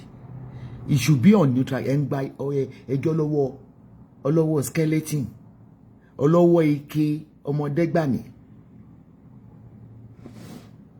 Ọmọdégbàmí máa gbé wá wọ́n lọ káwọn fámílì tèmi mọ́lé ń bàdàn. Fídíò wọ́n rìkọ́dù dé bẹ́ẹ̀ ni ipá wọn lọ lé Esabod nísàlẹ̀ ẹbọdè wọ́n dẹ̀ délé wa wọ́n dẹ̀ jẹ pọ́nà báyìí à. Ẹsẹ̀ tó kán tó ẹ̀yìn ẹ̀ tó kán tó ń parọ́ ilé wa wọ́n ti kan lẹ́sẹ̀. Ṣé mi gọ́ ni? Àwọn kúrò àbíkẹ́ jagaba nìyẹn. Wọ́n ní àwọn fẹ́ lọ fún wọn lóúnjẹ nílé bàbá mi. Àwọn ti dé bòde o. Èmi náà gọ̀ mo pa àwọn ọmọ bòde ẹ ṣí wọn níṣù. Ẹ ṣe trespassing kan wọ́n pè yín. Fídíò ẹ̀ wá o kì í ṣàlẹ́ ni o. Ẹ jẹ́ kí n parí compilation mi. That's why mo need the USB in Dublin. Mo kó iṣẹ́ wọn sínú USB gan. Màmá àṣìlẹ́gbẹ̀gbẹ̀ ni. Torí pé ẹjọ́ kan wà tẹ́ ẹ bá ṣe Ọlọ́run á bínú sí yín. Ẹ wá Akérédolú ní gọ́vnà Ondo State. Ó kàwé gan kódà ó gboyè professor. Ó fẹ́ jókòó kó fẹ̀yìntì as a gọ́vnà ikú mú lọ. Ikú lè mú anybody lọ at any fucking time torí àìṣòótọ́. Ṣẹ́rẹ́ mi Esabod. Ẹ̀yin ẹ̀ ṣe wíìlì fún yín tí n bá pé 100 years kò sí bàbá lákú bàbá lẹ́kọ̀ọ́ ẹ̀ tó lè pa mí. Wọ́n ti attempt ẹ̀ sómi wọ́n ti gún èmi ní ọ̀bẹ ní daylight nígbà tó jàjà ní Dublin. Ẹni tó ṣe gan kéèsì ẹ̀ wà ń kóòtù dẹ̀sìn ní Dublin ní criminal court. Nítorí pé ẹ mọ̀ pé tèmi bá fẹ́ ṣe ẹ jẹ́ kí n sọ pé mi ṣe tèmi. I'm a critics blogger. Tó bá kọ́ ní ìsí pé Ọ̀gágá ó ń ṣe cat model ó ló ń fẹ́ model o tèmi bá wà ní ilé Ọ̀gágá wọn ló tún ti dolóńgbò tí ń rìn ó ti ẹ̀mọ́ tó ń ṣe mọ́ rárá. That's me. Ọmọ Ìbàdàn májà tó fi kára wájú lẹ́yìn. Bí n bá fẹ́ pé Tinubu ní ìsẹ̀mà ní wá ń bí Tinubu olórí bíi búrẹ́dì Sangros well body description.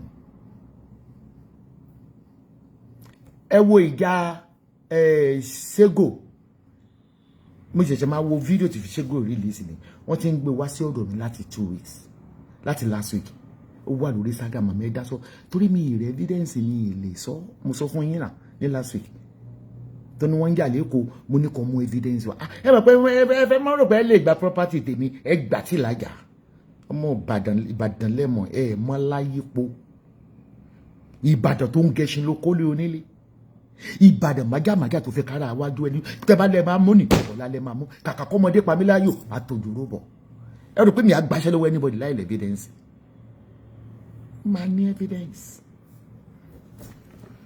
kí n lè rí nǹkan present wọ́n dá mi mọ̀ ní ṣé wàá rí kóòtù Dublin gba mo kọ́kọ́ lọ kóòtù àkọ́kọ́ mo gba lọ́ọ̀yà wàlẹ́ lẹ́ẹ̀kejì báyìí mo tọ́jú ajá fúnra mi mo represent ara mi nígbà tó ọlọ́pàá ní pé civil case you can represent yourself Esabod kò ná mi sísì èyí lè máa ń sọkún my lord we spent $80,000 to do this case and we need kini kan pé sit down just say sorry and go olóyìnbó hate yín ẹ lè jẹ lọ nílùú òyìnbó bẹ́ẹ̀ bá fẹ́ jọ lè Madueke ṣé Madueke nígẹ ó yẹ kán ti bá yín repatriate ẹ UK ń gbádùn owó ẹ bàjẹ́bàjẹ́ Madueke oníbírèsí $40 million ìlú òyìnbó wọ́n kórìíra yín ìlú kórìíra yín ẹgbẹ́ táwọn ọmọkú tọdún sọ ni wọ́n láwọn nígbà tí kan ansan bọ̀ mímọ́ kéde wọ́n láwọn ò fẹ́ Nàìjíríà ọmọkú tọdún náà ní Líbì nílẹ̀ ẹlẹ́ẹ̀ndí kútọ́ni tí ó tó nǹkan tán lówó tó Nàìjíríà wọ́n láwọn ò lè fọmọ Nàìjíríà wọ́n ní irọ́ wọn ti pọ̀jù wà láyé tán wí nìyẹn ó lè gbé kan nínú wọn sí spíkà ǹjọ́ kọ̀kẹ́ ẹ̀gbọ́ ẹnì kan ní orújú ẹni ẹni ó ní Nàìjíríà kàkà bí àwọn alọ Burkina Faso àwọn máa lọ kinní kan òyìnbó kọ́yìn páwọn ò lè fẹ́ yín òyìnbó nílùú òyìnbó wọn tó bá péré ẹ̀ Nàìjíríà bá ibi gan Ọlọ́run ló ní Irish passport Ọlọ́run ló ní kí ní ìwé Turkey tí wọ́n bá ní pé àdúrà mi máa ń gbé pé which country are you from yàtọ̀ pé wọ́n á rí inú passport madam from South Africa yìí nìkẹ́ kan fún yìí nìkẹ́ kan gbé báàgì wọn pamọ́ mo lẹ́yìn gan búlì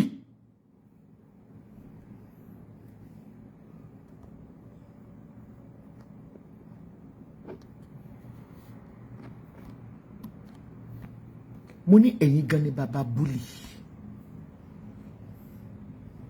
á ti torí pé kí ṣákápámpá yín ni ìtẹ́ ẹ ṣe ò dáa ẹ béèrè pé ta ni Dorcas bàjá ẹ jẹ́ kó náà wí tẹnu ẹ̀ fi sílẹ̀ kó kó àwọn evidences ó máa ní nínú Google Drive ẹ jẹ́ fi sílẹ̀ kó lọ́kú nígbà tí a bá fi pamọ́ ta ló mọ password ẹ̀ ta ló fẹ́ operate pay gẹ̀ civil case ni ó yẹ kó tilé lọ jẹ́jọ́ ni ṣe báwọn tẹ́ ń sọ yìí tẹ́ ló lọ bá ní ṣọ́ọ̀bù ṣáwọn òun náà kọ́kọ́ wà lọ sí Radinson tó ń sọ pé bo ló wà ṣebí kó tó dìgbà yẹn ọmọ Àbíkẹ́ wá Dorcas lọ sí Radinson náà tó lóun lóde kó sọ̀kalẹ̀ ẹ máa rẹ́ sí wọn.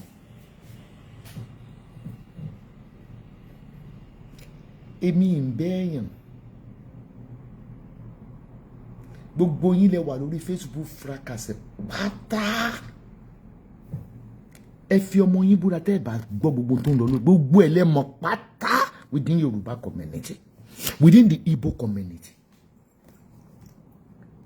Interfaith Council Nigeria náà ni pé mo mọ bàbá mo mọ dáàdì mo mọ bá I have that leg bí báyìí pé the whole international world pariwo ẹ lẹ́ẹ̀ṣin ṣòwò rẹ̀ léṣe olótìtọ́ èlò ẹ mú ìyáfẹ́lẹ́ jù látòkè tó pé ń sòótọ́ ṣẹ́rí mi ti sáìn tí n bá kú lẹ́nìí àti kọ́pẹ́ yìí lẹ́ẹ̀ pa mí ni but ẹ try ẹ máa ṣe kí ni ẹ máa try torí mi go ebi gan ó wá di wípé ilé mi gbogbo security mo ní mo lájá mo ní monitoring mo ní kámẹ́rà torí pé ti fọ́ iná ìṣìṣẹ́ ò gbọ́dọ̀ àwọn ọlọ́pàá gan ló já mi sí pé kí lọ ṣe lé kí lọ ṣe lé kí lọ ṣe lé ó ti ń pọ̀ jù tó wọ́n fọ́ mi mọ́lé tó pé mo ṣiṣẹ́ ọ̀jàjà kò ní yí ọ̀pọ̀lọpọ̀ nínú yín báyìí style Olúwa ni ẹ má ṣe dá mi lẹ́jọ́ ká má bàa dá yín lẹ́jọ́ ó ní tèmi ní ẹ̀san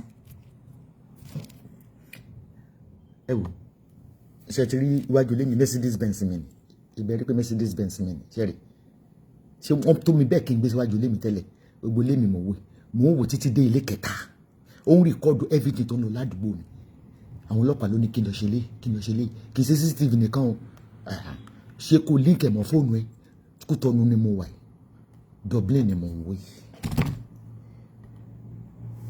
torí mi ò ní yé sóòótọ́ ẹ bá ń hate Esabod ẹ kàn hate mi lásán ni ẹni bá ń fún yín lówó pé kẹ́ ẹ bú mi ẹ ṣoríire ta ló ṣoríire you got nothing to show none of you got nothing to show èmi ìnáwó olóṣèlú tí máa fẹ́ náwó ìyìn olóṣèlú nígbà Wàsíù gbé mi lọ Nàìjíríà for 4 days kí wọ́n á ṣiṣẹ́ fún Tinubu nígbà campaign pé kí n ṣiṣẹ́ fún APC èmi mo yà ń ṣe sà mo yà ń sọ gọ́vùnà Ajímọ̀bí rẹ̀ tí kù ní 4 years mo ní gọ́vùnà Ajímọ̀bí ẹ má bínú pé mo bú yín o mo rájú Ẹgbẹ́ṣọlá mo forókún méjèèjì kún mọ́ mo ti rò pé kòkòrò apani níyìn ìkòkò níyìn ẹgbẹ́ tó ń bú mi pé white mo fi ń kúnlẹ̀ ẹ̀yìn ní kúnlẹ̀ ìtàn ru ọpọlọ tèmi ń lò tí Dorcas ṣe mi ò lè ṣe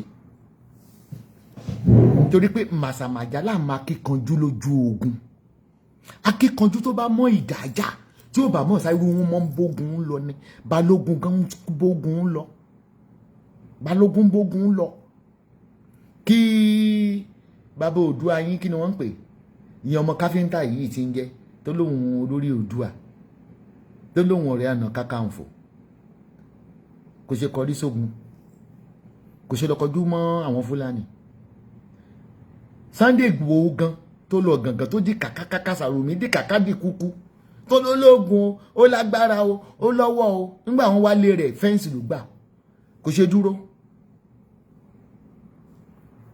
ṣe dúró ṣe bí ẹ pààyàn sínú kọ́mpáǹdì rẹ̀ kí ni wọ́n pè yẹn kì í ṣe búlì.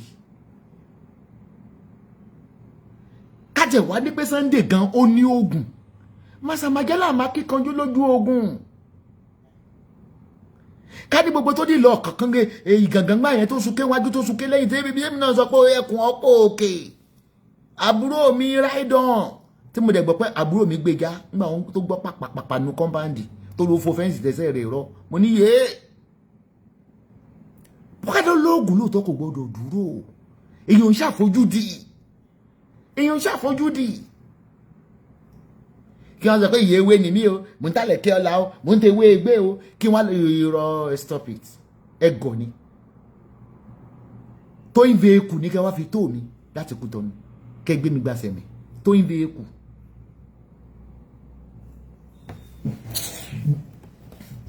ẹ̀yin tẹ̀yìn jẹ́ kí n fi ń lẹ́gàrí mo ṣe ń report àwọn YouTube lọ bí n bá rí tẹ́ bá mọ̀ pé fẹ́ rí o blọ́ọ̀kì mi o ẹ wò ṣe fi àwọn channel mi hàn mo ní channel tó mẹ́ta channel mẹ́tẹ̀ẹ̀ta mo dẹ̀ ń lòdù iṣẹ́ duplicate sí máa ń report yẹn. wọ́n ní balógun tó bá mọ̀ jàjà tí ó bá sá balógun tí ó bá mọ̀ ìjàjà ogun àmọ́ fẹ́ẹ̀lì tó fẹ́ẹ̀lì bàbá wa ń bá nàgbà kan bàbá Adélakùn tó kú sẹ́wọ̀n tó ń gbé òkú tó kú sẹ́wọ̀n tí wọ́n release ògùn rẹ̀ kan sí ó sì lágbára ológun akọgun tó bá rí ogun tí ò bá sá mọ́ ń bógun lọ náà dẹ́kun ọ̀tọ̀ ẹ sábà tó bá bí ẹrẹ wá Nàìjíríà wọn ò bí mi rí ìhùn wá ẹ gbàgbé bíbí rẹ ṣé tó bá bí mi rí ìmọ̀ fọyàn mi ṣeré lórí social media pé orí ọyàn mi nìyí o ẹ wo orí ọyàn mi òbò mi rè yí o sìgá mi ṣọ́ bí mi rè ni ẹ sílẹ̀ wọn ò bí mi rè ọmọ tó bí rí amọ̀ mu sìgá obìnrin amọ̀ mu sìgá Nàìjíríà lórí kámẹ́rà. Esabod ọmọ àlè ní ẹ tó bá wá Nàìjíríà ìrẹ́ ni kílèmù mi lọ́wọ́ bàbá mi náà mo ṣe yàyàkuyà ní ìrẹ́ ni kílèmù mi mo ń já bọ́dẹ ẹni mi ìbá bọ́dẹ ẹni tán ṣé tí yín di ni gbà tí mo sálé inú igbó ni mo gbé ọdẹ lórí èsì mi mo ń bọ́dẹ rìn kiri inú oko ni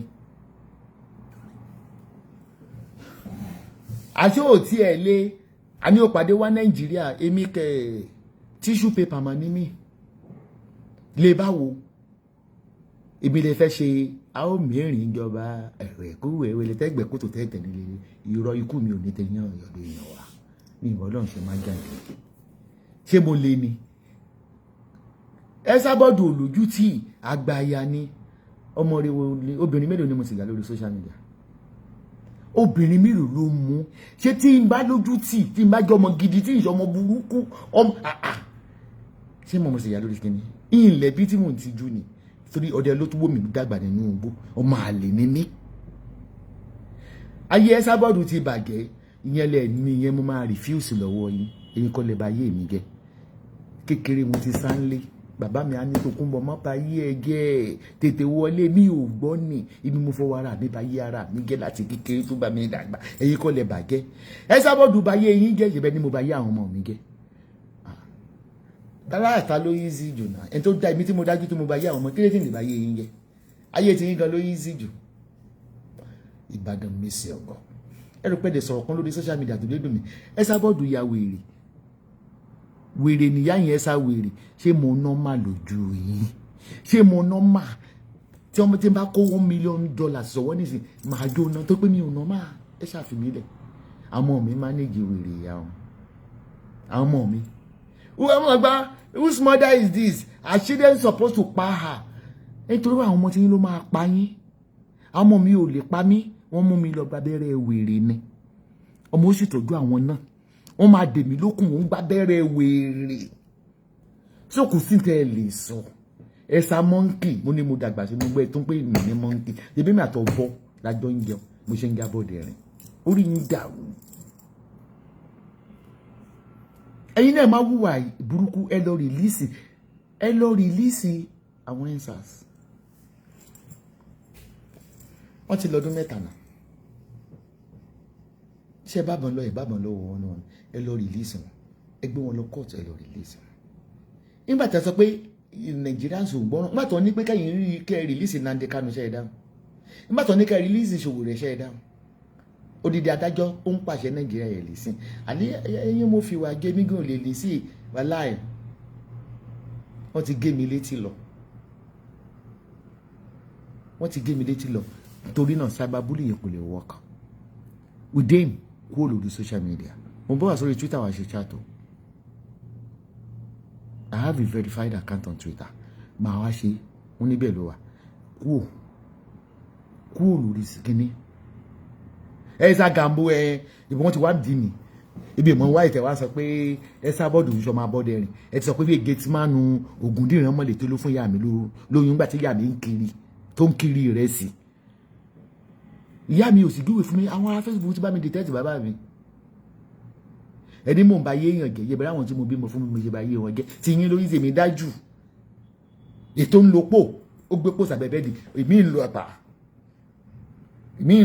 èmi ń mu tí yóò kiri àti igbó ó tún deliver pizza àti Chinese rice.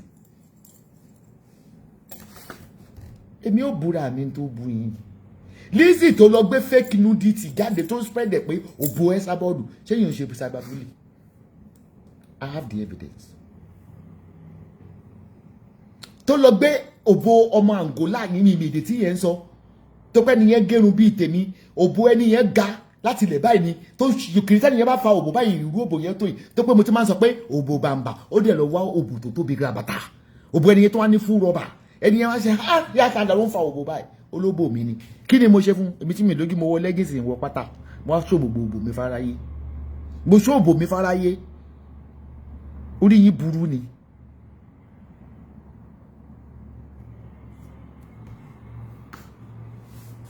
Kí ló dé tá a gbọ́dọ̀ sọ̀rọ̀ tẹ́ máa gbé everybody wọn ò gbọ́dọ̀ sọ pé bí ń pa wọ́n ẹ máa gbé wọn wọn ò gbọ́dọ̀ sọ pé kò sí free education kí ni àwẹ̀ a ní convote Tinubu tó pé jẹ́ Yorùbá àwọn èèyàn sọ pé this is our Awólọ́wọ̀ ni wọ́n ní Awólọ́wọ̀ has resurrected torí pé àti Awólọ́wọ̀ wọlé ó declare free education free medical services ìgbìmọ̀ náà kò yẹ kí Yorùbá dé bẹ́ẹ̀ Ìgbò gan ò lè dé bẹ́ẹ̀ torí ìtàn àgún ìrúsì àní gbàgbé lórí ilẹ̀ Nàìjíríà pẹ̀lú Mustapha Balewa ẹ jẹ́ ká gbéjọba fún Haúsá àbí ká lọ gbé fún Prince Charles ẹ jẹ́ ká gbé fún UK ìyà tẹ́ ń fi jẹ wáyé tó pọ̀jù tó a gbọ́dọ̀ sọ̀rọ̀ a gbọ́dọ̀ ní kí ni a fẹ́ sọ nípa Amẹ́ríkà gan-an tó gbayì ní gbogbo àgbáyé mo tó fojú àwọn pírẹsidẹ́ǹtì wọn rí ni mélòó lè ra yín èyí tẹ́ ẹ̀ ní aeroplane tẹ́ ẹ̀ ní nkẹ́kẹ́ tẹkùtà ẹ̀fọn bàtà wà lọ Nàìjíríà Emirates ni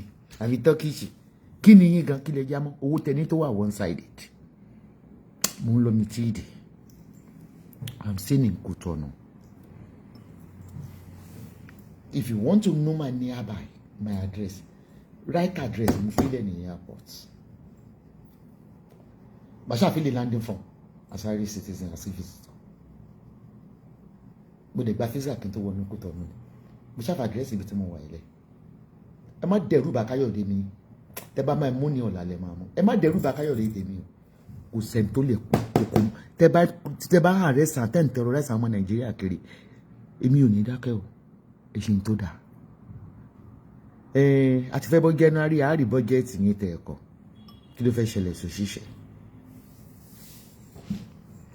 ṣé sálárì wọn máa dín ni ṣé 25,000 ní kó tó máa rà fún ráìsì 60,000 àmọ́ gbà yẹn ẹ má dẹrù bà èmi ẹ má dẹrù bà Káyọ̀dé mi ẹ screenshot ojú mi kẹgbẹ́ wanted ṣe wájú ẹ má dẹrù bà Káyọ̀dé mi ẹ má dẹrù bà Káyọ̀dé mi ẹ ṣe gbogbo ẹ̀yin tẹ́ ẹ sẹ́ndì kíní sí mi lórí WhatsApp gbogbo ẹ̀ mo rí wọ́n sẹ́ndì átíkù kan màá ṣẹ́ sórí wọ́ọ̀lù mi wọ́n ní kí gbogbo yín kẹ́ ẹ ṣí ẹ̀ jẹ́ kí n ka kíní yẹn jáde tó pé mi ò mọ̀ bó ṣe ń play show ní show ni but máa farabalẹ̀ ṣe àwọn chat yẹn ní one by one fún yín show ní show ti ẹ̀kọ́ àti show mi mo máa ń fi ẹnu mi jà ní article tó ń lẹ send again forward torí pé ẹ tún lè lọ gbé ẹni tó send ẹ̀ sí ní ẹja gbígbé yìí náà ni tó wá ní you want to clean cyberbullying ètò ìṣe fáwọn tí ò sí lórí social media kan ṣáàgó ń búgò ká lọ́mọ ìbájà tí ó ń dájà ni kí ni wọ́n ṣe fún ẹ fẹ́ kó jáde lá àwọn tó ní pé kẹ́ má release àwọn bàbá ń gbẹ̀jọ́ godmother tó ní kẹ́ má release ẹ mọ̀ pé tẹ́ bá release ọmọ akọ evidences jáde àyà yín ajá ẹ fi sílẹ̀ kó lọ prepare rẹ̀ for the court tẹ́ bá ní bẹ̀rù Ọlọ́run tẹ́ bá bímọ ti yín o ẹ fi sílẹ̀ evidence wo ló fẹ́ lò gbogbo ẹ̀dá evidence náà evidence wo ló fẹ́ lò gbogbo wa ní YouTube kan tí a ṣe ní private máa ń kó gbogbo evidence wọn sí tẹ́ bá fi sílẹ̀ á lè kọ́ kí ló fẹ́ fi gà tẹ́ bá gbé lọ kí ló fẹ́ fi defend rẹ̀. Okay now okay mo ti forward ẹ wo tí àwọn group kan lórí social media kọ wọ́n ní Nigerian police please back off social media fracas issue they are both of the same feather pé ìkankan náà ni wá there are criminal and kidnappers case over there to deal with in Nigeria. Ọmọ kékeré gbogbo wọn pawọ́pọ̀ lé lórí ọmọ yìí ò tí ì fọ́tí àyà ṣe rí ẹmọ tí mo fi win ní Dublin tí má dé Dublin máa fún yín ní pákéjì wọ́n dìde àwọn superintendent of party wọ́n ti ń report me for years pẹ̀lú petition tó ń kọ fẹ́yìn for no reason wá àwọn ọlọ́pàá máa bash wà lólé mi you be reported loads of petition ibi ò dẹ̀ report wọn because I believe in God pé bí irọ́ bá lọ lógún ọdún ọjọ́ kan ló ti tọ́ máa bá báwo lọ́nà ṣe justify ni àwọn ọlọ́pàá superintendent bá kànlẹ̀kùn mi booklet náà gbé wá máa fi hàn máa kà fún yín wọ́n á fún mi ní protection tactics wọ́n láwọn ti wo blog mi àwọn ti wo mi àwọn rí pé no they are malicious kí ló tẹ́yìn ò ṣe investigation yìí all these people are malicious it takes two to tango then nípa blogging àti speak again tó bá gbéṣẹ́ wá fún wa ẹni tó ń gbọ́ kọ́ ẹ̀ ó lè gbéṣẹ́ wá fún wa kò fẹ́ evidence ni alẹ́ èèyàn lá máa sọ̀rọ̀ rẹ̀ yìí ní sọ̀rọ̀ láìta yìí sì ní sọ̀rọ̀ bẹ́ńsìn èèyàn torí ẹjọ́ la ṣe ní media houses náà ṣe ń kọ scandal má ṣe kànáà tó bá di lẹ́yìn ọdún pé mò ń jayé lọ lọ́la mò ń jayé àti lọ́tún látọ̀ lábáyé mò ń jayé ni wọ́n ń gbé mi jáde àwa ò ní gbà gbogbo wọn lẹ máa lọ́kọ̀ ṣé Lizzy Anjorin ẹ mọ orúkọ tó ń pè Ìyábọ̀ ni kí ni tó ń ṣe yẹn nílùú òyìnbó whether directly or indirectly directly or indirectly where's the law in Nigeria?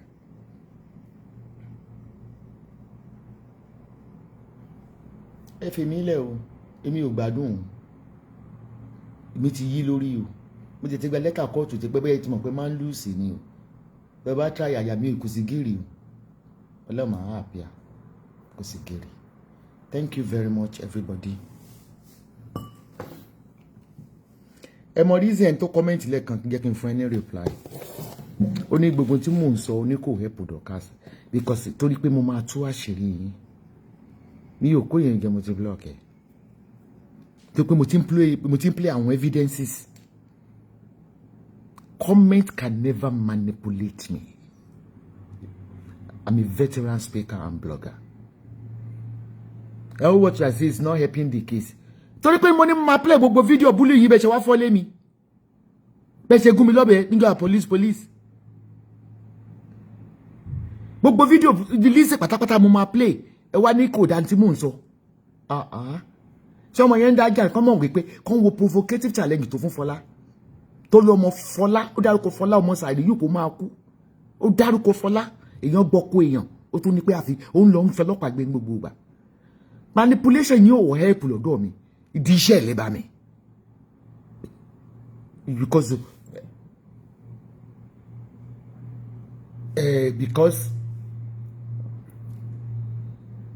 kò yẹ yín manipulation yìí doesn't help me ẹ gbà bẹ́ẹ̀ dáhùn. So you want us to keep quiet. Gbogbo ẹ̀ la máa dà fún bàbá Udeyin. Bí mo ṣe ń gbé lórí YouTube ní mo ń gbé sí orí Twitter. Gbogbo ẹ̀ la máa dà fún bàbá. Ibi tí fákàsì kọ́kọ́ bẹ̀rẹ̀ nípa Ìjàjà gbogbo fídíò yẹn máa kó jáde. Ẹ dẹ̀ mọ̀ pé èmi nìkan nínú gbẹ̀yìn speaker tó máa gbé lọ sí kọ́ọ̀tù ibi Irish government newspaper ó gbé mi UK ó gbé mi US ó gbé mi a popular blogger in Ireland Irish blogger in Ireland so for libel and defamation náà kẹ́ni tó máa ń sọ fún gbogbo blogger náà nù defamation and libel náà ni àtòyìnbó defamation and libel ni. So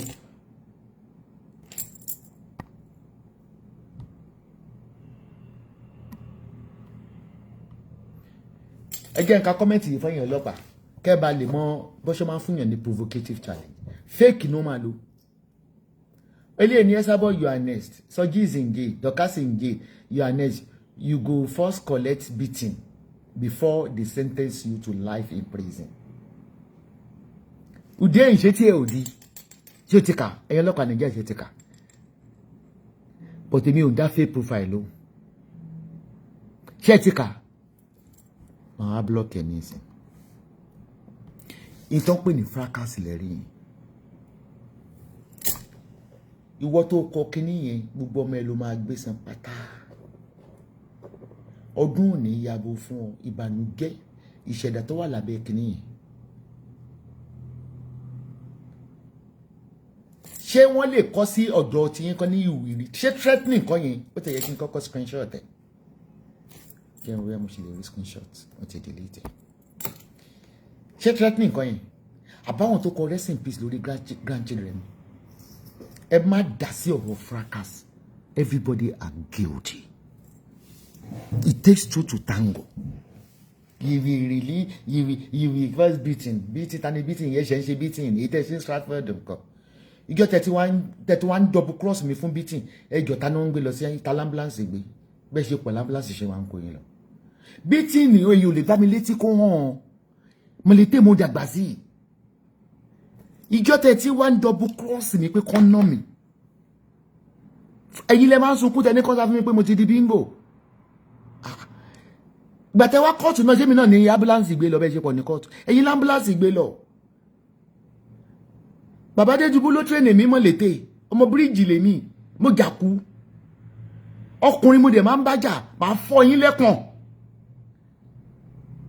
Wá bá mi lẹ́yọ kọ̀ọ̀kan wọ́n ń bò wọ́n àti bá fẹ́ wá dènà dè mí. Bí kẹ́ wá ní márùn-ún mẹ́fà méje mẹ́jọ. Ambulance ni wọ́n máa ń pè fún yín. Aṣọ mi nìkan lẹ́kàn fàyà bí kéèkan náà owó yín kan. Ambulance ni mo ń gbé yín lọ. Ǹjẹ́ ò lẹ wá attack mi tó yé ambulance gbé mi rí ní Dublin? Ẹ já wèrè ni.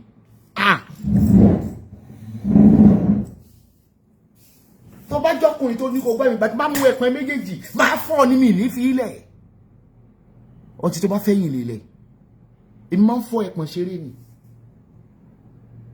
Nígbà mo lọ́kọ gan mo fẹ́ pẹ̀ ṣeré ni. Kórópẹ̀ máa ń di mẹ́ta ni. Tó bá ti jọ́ kejì bí ó ṣe mọ́ rìn ni. Tí ó lọ bá dókítà tó ń sọ pé ètùtù èèwọ̀ lódì kẹta bí tí mo ti fún. Ibi tó bá ti ní kó o gbá mi báyìí ẹ̀pẹ́ tí bá gbé báyìí. Ṣé o pé ẹ̀yìn mi mo ti tẹ̀? Ojú mi mo ti dọ́jẹ̀. Mo máa fún ni. Máa mú ìṣọ̀pọ̀ kórópọ̀ yẹn ṣe pò kí n tó fi ilẹ̀. Tó pé wo obìnrin tóbìnrin ló dùn jù. Èmi ò lè kan náà. Tí máa fún ẹ ní upper court. Máa sẹ́ ẹ nígbò. Tàbí mo ti rí ìyá 63.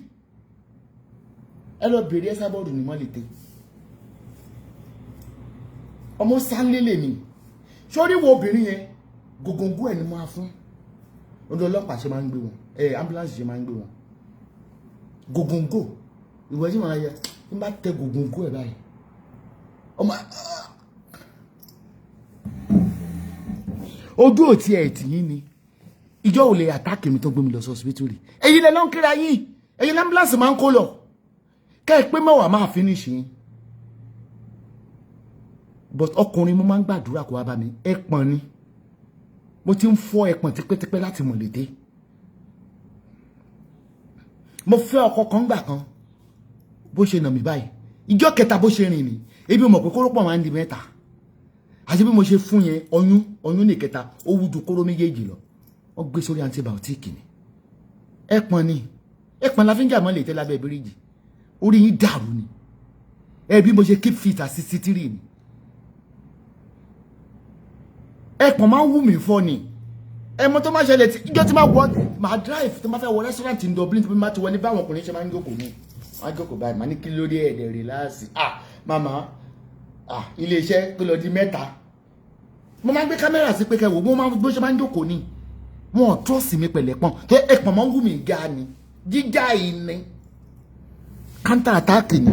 Self defense. Nàta ni. àbí tó pé mo pe police ọwọ́ ẹ̀ má gẹ̀ ń ba kéèsì yìí tí mo lọ sọ hospital abẹ́rẹ́ pàlárí ara mi abẹ́rẹ́ gẹ̀ lára mi àbí tó pé fóònù mi tó gbá èmi bó ṣe ga tó ni màá fọ́ ẹpin ó lè ṣọ̀nà méjì náà ṣe bó dìṣẹ́ ni ọwọ́ tó bá gbé sókè báyìí ok báwo ló ṣe fẹ́ nà mí tó bá mọ ọwọ́ méjèèjì tó fi bo ẹpin kí ló fẹ́ fi nà mí ṣé o fẹ́ máa ṣe báyìí ó fọ́ ọkàn mi báyìí ẹpọ̀n máa ń di mẹ́ta wájú Ọlọ́run àti ènìyàn èmi ò mọ ìkan nínú ọkọ tí mo fẹ́ tẹ́pọ̀n yẹn di mẹ́ta ẹ wá lè lọ ṣe ṣáàtì kẹsẹ̀ yín tẹ́kẹ́ jẹ́wọ́ fáwọn yẹn pẹ̀pọ̀n yẹn di mẹ́ta ni ó wá ń dán róbóróbó àfi bí ìdodo aláboyún mẹ́ta ṣáàjì ń jọ́ kejì kò bá rí tọ̀tọ̀ kò ní tọ̀tọ̀ ní sì ti máa ń nà mí báwọn ṣé tí mo mú ẹpọ̀n rẹ̀ ọ̀pọ̀ ọ̀lẹ̀ ẹ̀pọ̀n ò tó tóbi ẹpọ̀n rẹ̀ kí ṣe lónìí o àwọn ẹpẹ̀ tí wọ́n ń súnkì ní bíbà tó tutù bá mẹ́pọ̀n àgẹ́gẹ́ kó wá ní àwọn ẹpọ̀n tó suspend ìsìsálẹ̀ àwọn ẹpọ̀n kan wà àgbo ni máa jà ní ẹbí yín rírè èmi lè ti wá àtàkì mi physically ní Àbíkẹ́ ẹ̀yin náà ń gbé lọ sí hospital àwọn yòóyìn kẹ́yìn náà ń gbé lọ sí hospital àwọn tí kóòtù ẹ̀yìn ní ambulance kò lọ fúnra mi mo máa ń drive padà àti pé ẹ lè gbá mi létí kó hàn mo ti ń jẹ́ gbà títí pẹ́ ẹran ìyá ni mí ọkùnrin tí ń nà mí ti pẹ́ ó ní ìṣe rí ilé ọkọ gbé ń lè rí ilé ọkọ gbé tí ń fi kú ń lè rọ irú ọkọ gbé nínà tí mímí lára bẹ́ẹ̀ bá gbá mi lé jọ́tẹ́jọ́ òlẹ̀ àtàkì mi tẹ́ apá ìgbà tí létí mi rí bẹ́ẹ̀ ṣe máa ń pọ̀ tó ẹ̀yin lámbúláǹsì máa ń gbé mo lè jọ̀ǹgò kí n fọ yín mọ́ yín lórí but èmi ò wá lógo mi ń lo weapon gògóńgò yín ni gògóńgò máa fún ní ìyẹn tóbìnrin tọkùnrin ẹpọn ní nígbà tẹ pàdé mi ní kóòtù tẹnà mi ẹ sọ fọ́lọ́pàá yìí pé mo fún yín gògóńgò gbogbo yín lámbúláǹsì gbé pátá ojú mi dá pa ẹ ni èmi ìbéèyàn kan jà mọ́ lètè Esabod bí sì ṣe jà 100 years ni egun mi ò ní lọlẹ̀ ó ní mi ìṣe sanrọ jọbọjọbọ egun ọkùnrin ni mo ní ṣé mo ti fún ẹ lésì àwọn máa nà mí káwọn tó gbé mi lọ prison olórí burúkú somebody àwọn Àbíkẹ́ ló ní profile yẹn gbogbo àti student yìí ni mo play pátá lórí Esabod Spiritual Center ọkùnrin activate àwọn pages mi tí mo gbé pamọ́ gbogbo yín pátá máa play as a student we expose you to the world ọmọ yẹn ló tẹ bá fi sílẹ̀ á lè kó evidences jáde ùdé ẹlẹ́yin ùdé yìn ọmọ yẹn ẹlẹ́yin ẹ release ẹ kò kó evidences jáde tẹ bá rí àwọn evidences ṣé jẹ́ kí n play Dorcas ọmọdé yẹn ká fún yín tẹ́lẹ̀bọ̀ yẹn ẹ jẹ́ kí n get prepare ṣé jẹ́ tán pàjá fún ni tó ń sọ pé Dorcas o àwọn pàjá tó ń bẹ sí ìdí ògùn lórí LiveChat Àbíkẹ́ tó ń gbẹ́bọ fún ni tẹ́ bá fẹ́ parí ìjà tẹ́ bá fẹ́ bọ́mọ Yorùbá jà pé ẹgbẹ́ ìpé kọ́ máa jà mọ́ ẹ gbọ́dọ̀ bá wọn jà ní ṣèbẹ́yìn náà máa ń bu ẹ máa ń lura yín ní áùsì tẹ́ mọ̀ ju tébù fúnra yín ìbí ìyàwó Tinubu ti gbáyẹ̀ létí rí ní Senate House Tinubu sì gbé tó gbọ́kùnrin létí ayé lájọ́ bàbá ọkọ mi ùdéyìn fada yín ń lọ ùdéyìn fada yín ń lọ ùdé CP fada yín ń lọ na you will resemble have you forgotten that we bring all those analysis on YouTube where you dey beat yourself on kini kan if you that our leaders are beating yourself inside the Senate House wetin we dey back go do we go dey copy you to obey our land with honor and dignity ẹ̀yin la fi jọ a sì gbé gbogbo fídíò ẹ jẹ́ kí n ṣe nǹkan kan ẹ jẹ́ kí n sọ email tẹ́ máa lò fún mi mo ní ìdí gbogbo àwọn kìnìyàn lórí Facebook ẹ jẹ́ kí n sọ Facebook page tẹ́ máa send gbogbo àwọn evidences yẹn sí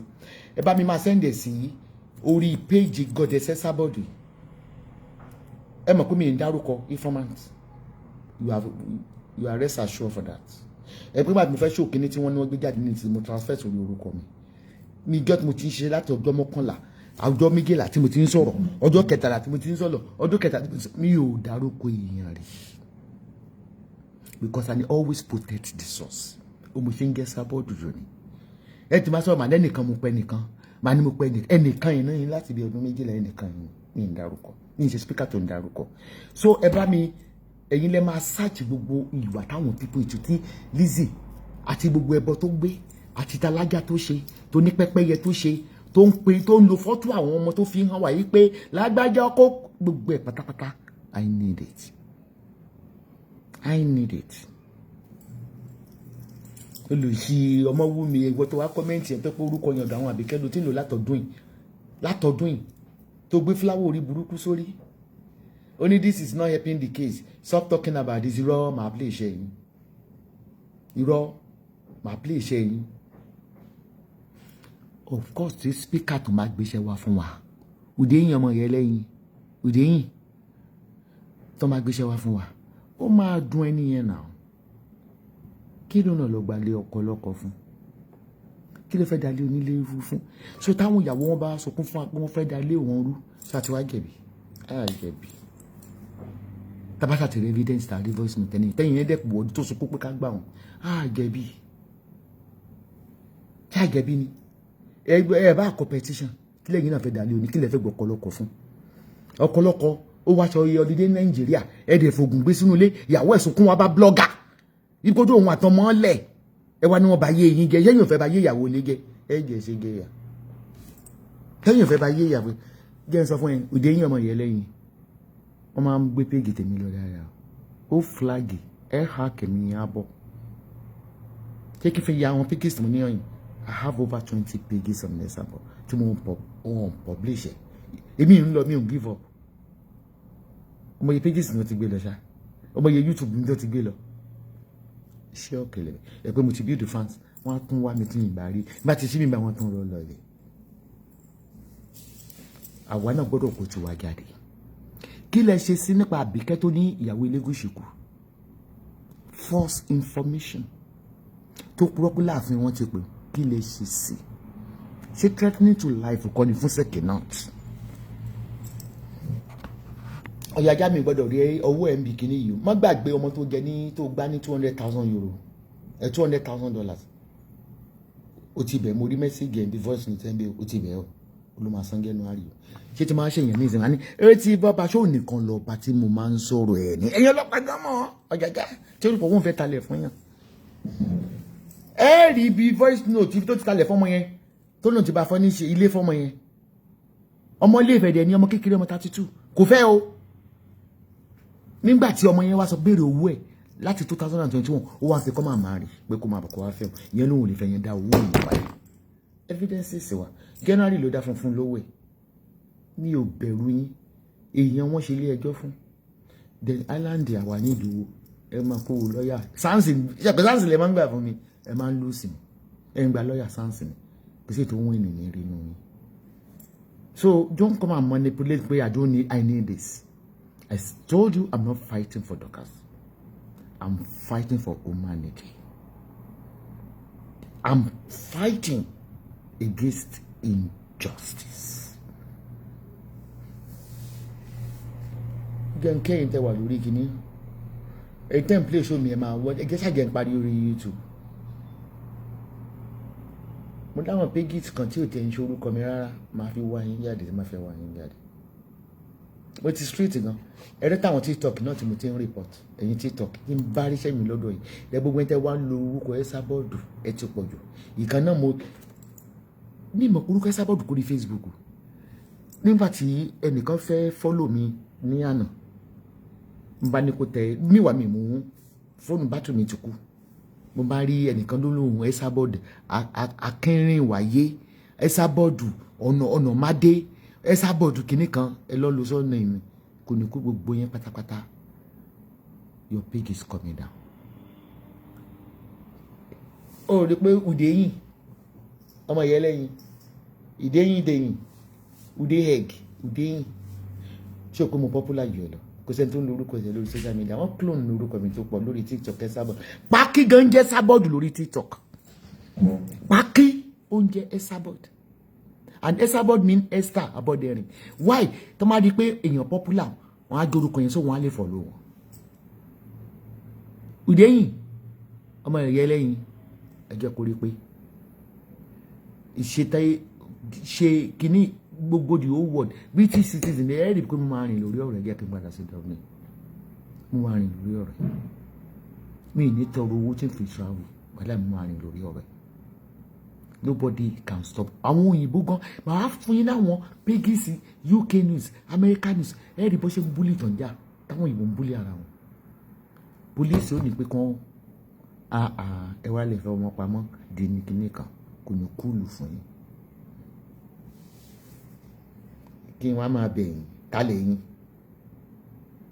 wàláì mo lóde yìí ọmọ ìyẹlẹ́yìn ṣọ́pọ̀ mo lówó ju Tinubu lọ òde yìí ọmọ ìyẹlẹ́yìn ṣọ́pọ̀ mo lówó ju ẹ̀ lọ iṣẹ́ ọwọ́ tèmi lèmi ń jẹ ní ìrírí pa ara ìlú ìnáwó ara ìlú èmi ń gba bribe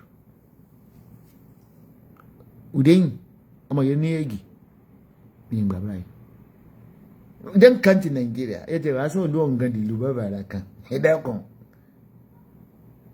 ìlú tó bá jẹ ráìsì gan òkúta ó jẹ kéyìn ẹ kàn ń jẹ kẹ bá fẹ́ ní àtìtì ní jẹ kí ló dé ṣẹ́gun láyé ni ìlú èyí tẹ́kọ̀ àwọn speakers kan wọ́n mọ̀ ṣe ṣó báyìí wọ́n múná lọ àwọn ọgbẹ́ má bínú Nàìjíríà lẹ rí yẹn ṣe rí kán múná lọ ìdẹ́yìn ọmọ ìyẹn lẹ́yìn alẹ́ ìfìnà búlì wa ẹ̀ ń ta iná fún ní boarding contract nínú sábà búlì lẹ́yìn náà ẹ ṣé o lọ́ọ̀fù tẹ́ bá fẹ́ ká ṣe analysis yìí torí the cast is not out to fight for herself but we have all those mo ní àwọn USB tó pọ̀ gan ẹ wò pé mo kàn ṣẹ́rí tíkẹ́ẹ̀tì mi mo láti ra tíkẹ́ẹ̀tì mi business class dẹ̀ ni mo ní láti ra tíkẹ́ẹ̀tì mi business class ni mo láti change the date early mo láti kó àwọn USB tí mo download iṣẹ́ wọn sí pátá.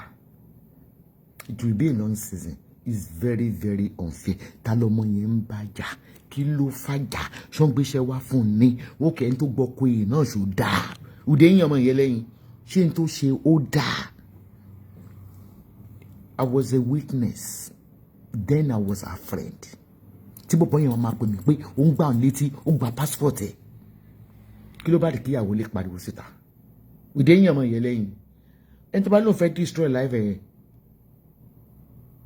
speakers náà destroy wọ́n gbéṣẹ́ wá fún ni náà àìlọ́sàn yìí kí ló dé wo olówó báyé àbí kí ká gbéyàwó ẹ̀ wá fún interview ni torí mi ló kọ́kọ́ wá bá fún iṣẹ́ yìí tó pé mò ń polówó fún kò yẹ kí n sọ kí ló káàpọ̀ ọ̀pọ̀lọpọ̀ fún ẹ lọ bè lọ́wọ́ òdùlé nítorí fojú ẹ̀ rí ó dídí wà bá mi kéèké blọ́ọ̀gì àwọn òdùlé mi ìdá lóhùn tó ní pé kerosene ló ń tà lábẹ́kúta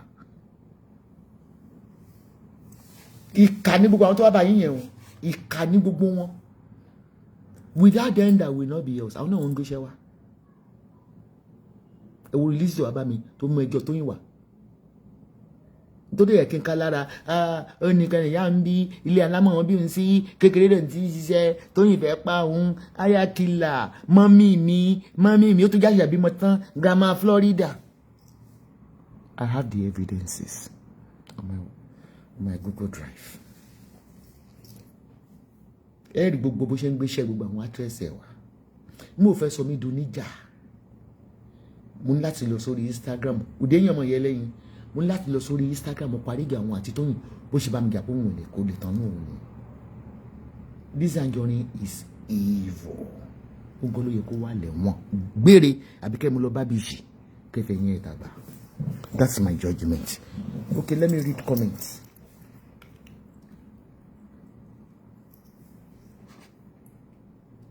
Ṣé ká tú àṣírí wọn? Kí ni àti ṣe eré tó wá comment lẹ́ẹ̀kan yẹn gbogbo ìlànà àkàntì yẹn olórí burúkú àwọn tó fò yẹn ni.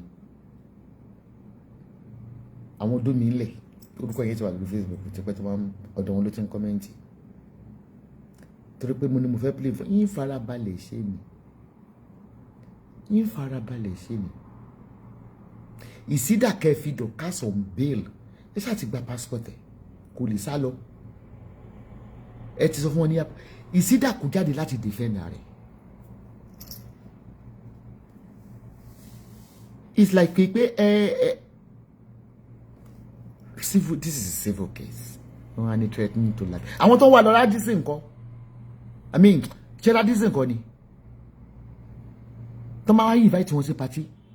You can see how vulgar they are inviting her for a fight. I want be and you really. It's a provocative challenge. Emma Wueka, Kelly get one money. Ma Wueka. If you bolo wo go ba yin ri, olóṣèlú tó bá fún mi lówó rí tí ó bá gadi, ikú òjijì ni ó pa. Èmi ń gbólówó ọba. Ọlọ́run kan bless mi lórí òótọ́ tí mo ń jókòó sí. Ẹ̀yin tẹ́ lọ bá ní Radisson ńkọ́, àwọn tó lọ ka motel ìgbà tó ṣe party ńkọ́, tó wá ka mo hotel tó ṣe ní week yẹn, tó lọ disrupt hotel. Kí ni wọ́n fi sóbò fún yín dóná?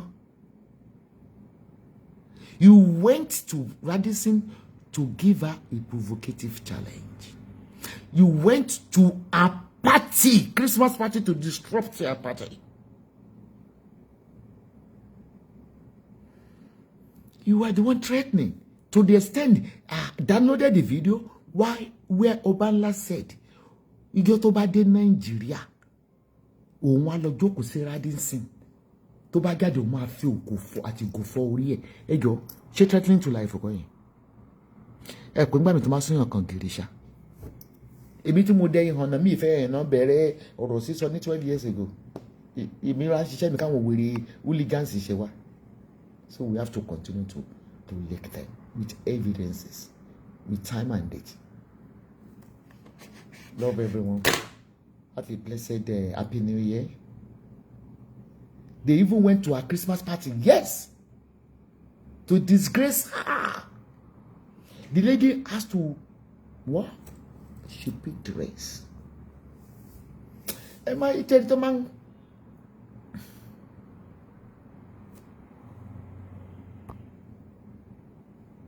Etimeto la kanti. Etimeto ma la kanti. Olórí burúkú nìyẹn kó ṣe lọ. Whether my voice note is going to help, whether my voice note is not going to help, and here expose me. What is fracas? That is what I'm not fighting for Dorcas. You are not deaf. Tamo olórí burúkú di kampi. I'm not fighting for her. I've surrendered. Mi Shomali. Only come get down. It's in you. But I want the Nigerian government to know and to bury fracas. What is fracas? What led to fracas? Who named fracas? Abike confessed that she started fracas. Who are the godfathers under the fracas? They are the one giving them money. You can't say, ya can't say, what do social media? Fracas ló ń jẹ. No fracas ò ṣiṣẹ́ before. Tó bá lè jà fún lẹ́ni, ìyẹn ti ìjà. Yóò mọ̀ rẹ́ ní cake. A máa mórí gbogbo yẹn, a máa fi gbára wọn. Gbogbo náà la wà sọ.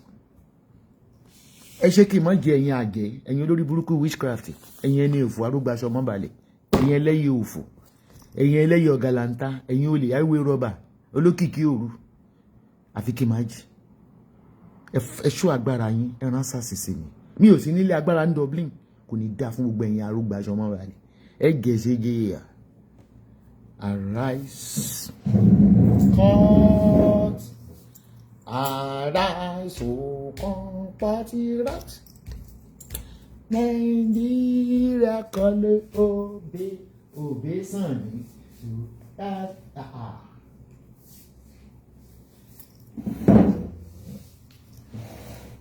Ayi kile da yayi se ya kile da yan wa yan to ko mo ni ma play ti Kolade ma play bó ṣe lóhùn lọ ó ní pé kon lọ ma move billboard ko ma wo nífẹ̀ẹ́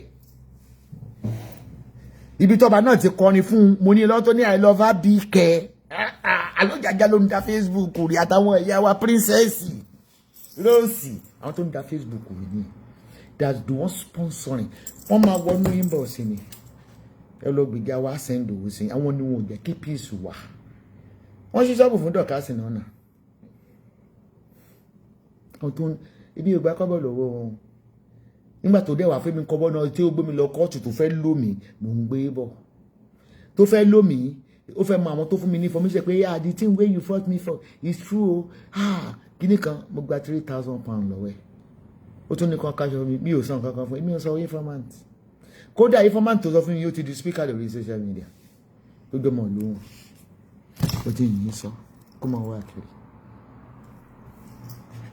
mo dẹ̀ sọ fún pé owó kóòtù tí mo ná ńgbà tí mo kọ́kọ́ bẹ̀rẹ̀ is $10,000 €10,000 tó bá san owó mi tán ó ló wá bá mi tó wá bẹ̀bẹ̀ náà ó mọ̀ fún iṣẹ́ mi náà tó pín mi páwọn náà wà lọ dánit tó ń fọ́ mi nílé tó ń gún mi lọ́rẹ̀ẹ́ tó lọ ń jà Stratford.